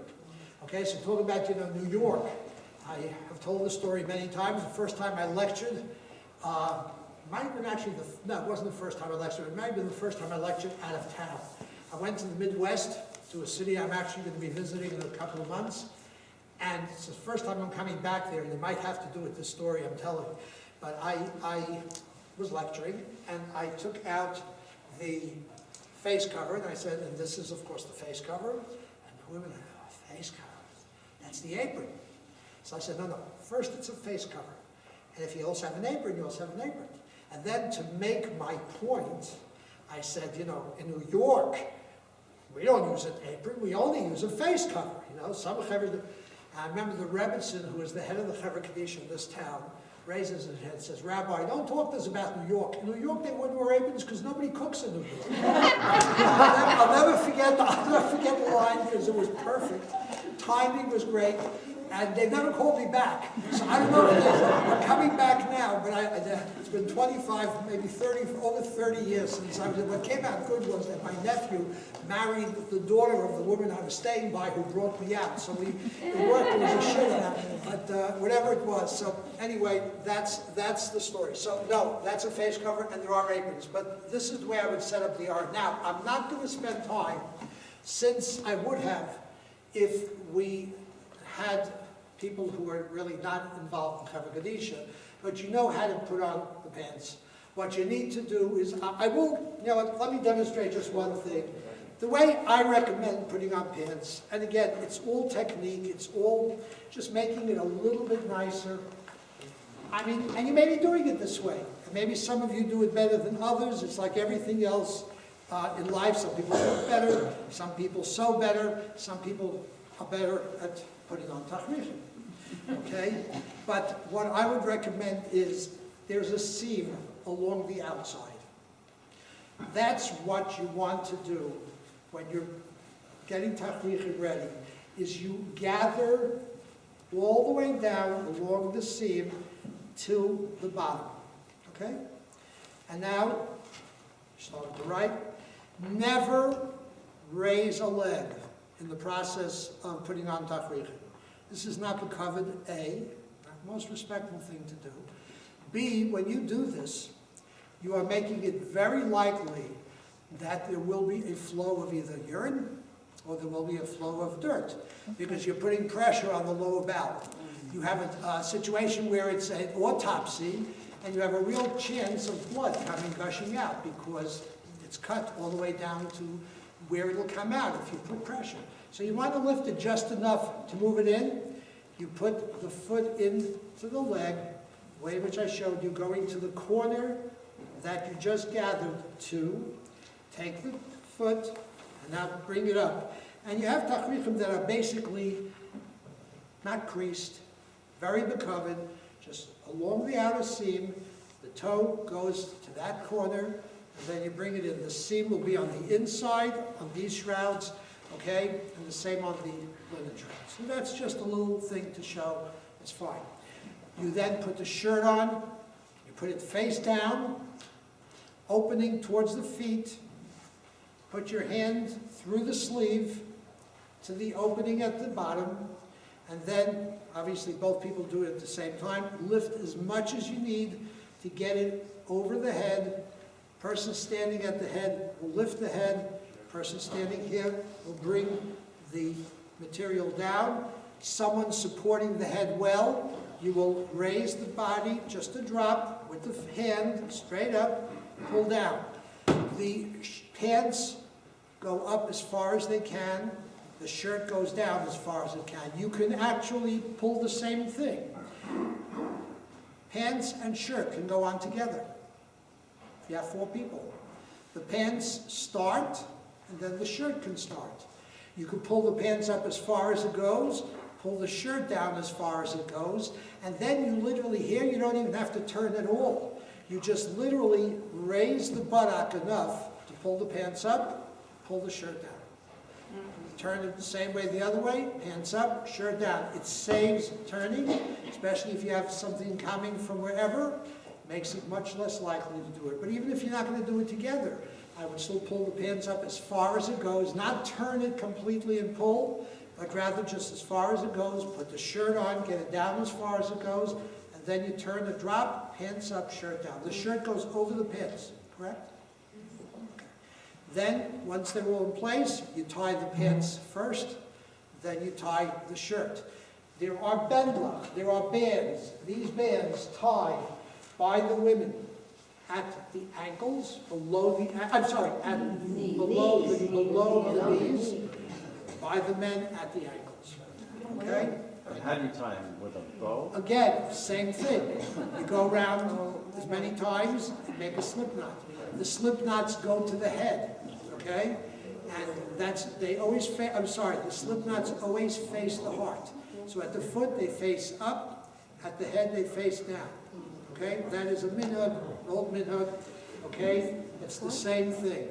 We don't, I've never seen bows like they're made here, like the regular bows. What some chevers will do is after they make the bow, they will separate it so it looks like a bow on a shoe, because it has two separate loops. But it's one loop spread. It's not two separate bows like on, as I said, I have never seen it. Doesn't mean it's not something that can be done. I have never seen it. Okay? Now, anything else? Okay, so that's it with this. Then you put on the kittel. Same thing, face down, head there. The kittel is the one with the collar. One of the advantages of laying out Tachrichim in advance is that you will put the kittel on last, not first. One of the most common questions I have is, Rabbi, will you just put on the shirt? And you realized it was the kittel. Okay? So, if you do it this way, the kittel will be right. When you put on the kittel, make sure that you hold the sleeve with your thumb, so that when you pull up the shirt, it's not going to pull the bottom shirt all the way up. The kittel will go up, not the shirt. Okay? Now, the gartel, I would slide it under the neck. Some chevers just turn the drop and put it under. I know there are Chevra Kadisha that lay it out in the Aron. It is not the right way to do it. You slide it down so that it does not twist, and then you turn it. Here, most Chevra Kadisha will do 13 knots, 13 turns, Aleph, Beis, Gimel, Dalet, Hey, Vav, Zayin, Ches, Tes, Yud. Okay, and here they will make different slip knots. Here they make 3 slip knots going up, 1 slip knot going down. It's 2 slip knots going up on the left side, 1 up and 1 down on the right side. I will show you that later. I will show that to you, okay? And that is a shin and a dalid, and the person is a yud. Together it spells the name of Hashem. That is a well-known minhag that many chevers do this, by the way, at all the places. But at least at the garden, that's what many chevers do. Okay? It's a well-known minhag.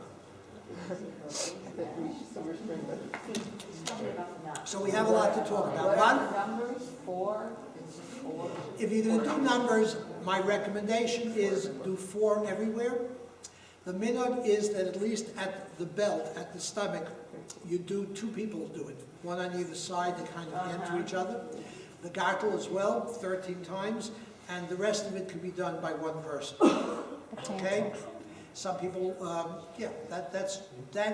there are some chevers where they do the feet with 2 people, some chevers, as I said, do the head with 2 people, you're at the top with 2 people. There are people who feel that at the top it's not respectful to go in front of the face. Some people feel here it's going over the body. Whichever way, there are different, but at least in the center, everyone agrees that it's done with 2 people. And as soon as you start doing the foot, 1 foot, you can start doing the other foot, right? You don't have to wait till the whole foot goes on.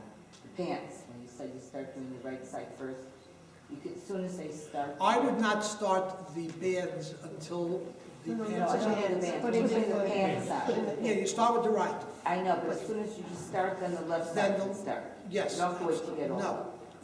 Actually, in fact, much harder to do it that way. You can do the feet before the gartel?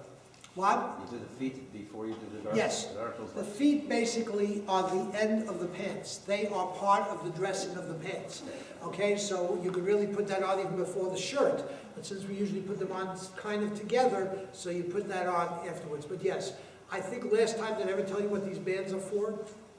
No. So let me tell you, we'll end with this and we'll go on tonight.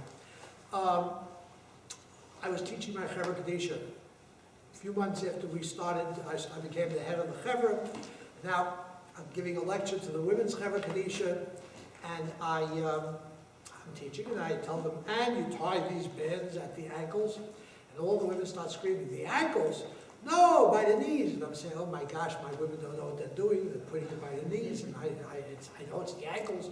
So anyway, so I told them, I think you're wrong. They said, no, we think you're wrong. And they were right, I was wrong. I was happy to be wrong, no problem. But in the meantime, I did some research. Why in the world we have these bands? These Tachrichim are meant to imitate what the Kohen Gadol wore on Yom Kippur when he went into the Kodesh HaKodeshim and prayed for Klal Yisrael. We believe this person will, first of all, have their own Yom Kippur. After they die, we stand before We bonus shalom, we give it to the cheshbon. The Kohen Gadol, in fact, had no shoes. Kohen Gadol walked barefoot. So what are these feet, what are these baby pajamas doing here? Okay? What are these bendlach doing here? Why are women wearing a kittel? And the best question of all, why are women wearing pants? As I often said, women who wouldn't be caught dead in pants are caught dead in pants. So that's a very good question. So actually, all these things are connected. The idea was that when Rabbi Gamliel set in place that there should be the same set of clothing for everyone, there should be no difference, people shouldn't wear ornamentation, people should be dressed. What is appropriate dress? What the Kohen Gadol wore. Except there's a problem. Women also die. Women weren't the Kohen Gadol, and they also need to have a pair of clothing, a set of clothing to wear. And it should also be what the Kohen Gadol wore. So how do we do that? So therefore, they decided, first of all, let me backtrack one thing. The feet. I was in Cherry Hill, New Jersey. This I know you never heard because this is after I was here. I was in Cherry Hill, New Jersey about 5 years ago to give a shir. I'm pretty sure it was after I gave the shir last time. And they were telling me that they heard from Rav Schwab, Zechor L'Vracha, that sometime during the Tahara process you should make sure that the feet stay uncovered. Uncovered. Before you dress it, make sure the feet are exposed. They're not under anything. Which by us is not a problem because we keep the feet exposed all the time. But he said, make sure, because the yekis cover everything, he said, make sure the feet are exposed. Why? Because it's a bizoyin, it's embarrassing for a person to have their feet exposed. And therefore, it's better they should be embarrassed in this world than not in the next world. That was what there was a minute like that they should keep the feet. So I learned one thing, keeping the feet exposed is embarrassment. Now the fact is, in many places they don't bury it in Aron, so you carry the mace, you don't want the feet exposed, okay? They probably, maybe they didn't have a sove bigger than this one, so the feet were exposed. So whatever it was, I don't think it's a riot to the sove, but whatever it is, l'maisa, they covered the feet. But the point is that these bendlach, these bands, were made to define the clothing. For the men, this is a shoe. In fact, in the German community, they have a separate piece, that's a shoe. And the pants go to the ankles like men wear. If you ever watched Gone with the Wind, you will remember Scarlett O'Hara getting dressed for the ball. She was wearing pantaloons, okay? And that's what women wore until 100 years ago. They wore undergarments that tied right below the knee. Therefore, for them, this is a high boot and undergarments. It's the same thing the Kohen Gadol wore, defined by those bendlach. For her, the shirt is an undergarment, the kittel is a dress. For the men, it's the ksonis and the me'il. It's just the same thing defined by these bendlach. That's the point. So it made a lot of sense, and it explains why, but it makes you understand that we don't just change minhagim, okay? There are things, sometimes we understand why, sometimes we don't understand why. But these are the minhagim. This is what it is, and it has a lot of meaning, comes from important sources. And someone asked about egg and vinegar. There's a minhag in many Chevra Kadisha to mix a mixture of egg white and vinegar. Some Chevras actually use the entire egg, including the shell, which we won't talk about. But there are Chevras that have a mixture of egg white and vinegar, and they mix it. We make it one of our tikkunim, one of our things that are nice, is we do it every day. We do not use it from one day to the next. We go out to 5 taharas like we did last night. We might do the same one, but we will always make it fresh. And you put that mixture on the hairline. There are Chevra Kadisha that sprinkle it over the body. They say the pasuk is arakti aleichem mayim taharim, which means I sprinkle on you holy water. There are chuvas that say you should not do that, because Goyim do that. That's a Goyish minhag. But whatever it is, the minhag of putting on egg and vinegar, at least at the head, is an old minhag brought down in the Kolbo. It exists for hundreds of years. It actually existed from the time of the blood libels. It was a way of preventing blood libels. It was a fascinating thing, and in the Ashkenazi community, it was very widely accepted. In the Sephardic community, they didn't have blood libels. they never accepted. Well, I don't understand the connection between the blood libels and... Very simple. They used to take bodies out of caskets when they would travel from city to city, and they had to go through like customs houses. They would put in a Goyish person instead of the Jewish person. They would bury him in the Jewish cemetery, and then suddenly he was missing, and they would dig up the recent graves and find the guy in the Jewish cemetery and say, oh, they killed him for his blood. Okay? So they would now have a way of identifying the Jewish body by the smell of vinegar, which is very strong smell, and the stickiness of egg whites. So if they didn't have the smell or the stickiness, they would investigate further and say, that's not our body. Okay? And usually they could find, there was no grist, there was no this, whatever it was. Once they investigated, they were able to stop the blood libels. That's what was going on. Okay? Yeah. Where did you put the rest of the rock Israel earth in the Aron, on the eyes. I would put a couple of grains on the eyes. Don't make it a mound of earth on the eyes, on the heart, and at the private areas. And it's done inside the Aron after the body's dressed. It's just separated. There's a way, it's open. You can put it in. There's no sheer how much to put in, but on the eyes, I would be much more conservative because I am sure that in many of the cases where you do a Tahara, a family comes and identifies. Right. And I will tell you that one of the biggest drawbacks for a non-frum family is, oh, I remember grandma, she had dirt on her eyes, and dirt on her face. We don't want to do that. Pottery is placed on the eyes and the mouth, and I would go out and buy a 6-inch flower pot at Home Depot, 69 cents, whatever they're up to now, I don't know, but that's the best, just in terms of the size. The point, I believe, no one ever told me this, and I may be totally wrong, but the reason we put all this earth is because since we don't bury in the earth, we put earth with the bodies, since these are places that are the sources of sin, and the bodies returned to the earth is a form of kapara, it's a form of atonement. We say on Shabbos, V'chiper ad Mosel Amo in Avarachmin, actually a pasuk in Hazinu. Okay, so therefore we place the earth where the sources of sin are. The eyes and the mouth, I think the reason we put pottery there is because very often the eyes and the mouth were open. And the eyes and the pottery would close it. In other words, you would put it, so you need a piece of pottery that's big enough to cover the eye, big enough, if the mouth is open, use a bigger piece, and actually cover the opening with the pottery so that it'll stay there and cover the mouth. That is, I believe, my own reasoning why, no, these are places of sin, that's place, but that's why it makes sense to use broken pottery to put there rather than just the earth and so on. Yes. Sure. Okay, thank you very much for listening, and I would encourage any of you who are very involved. Thank you very much. I appreciate everybody coming. Rabbi Zohn, this has been extremely helpful. Thank you. For those of you who wish to come back for the leader training, it will be from 7 to 8:30 this evening. Hopefully we'll see some of you, and we'll see the leaders come as well.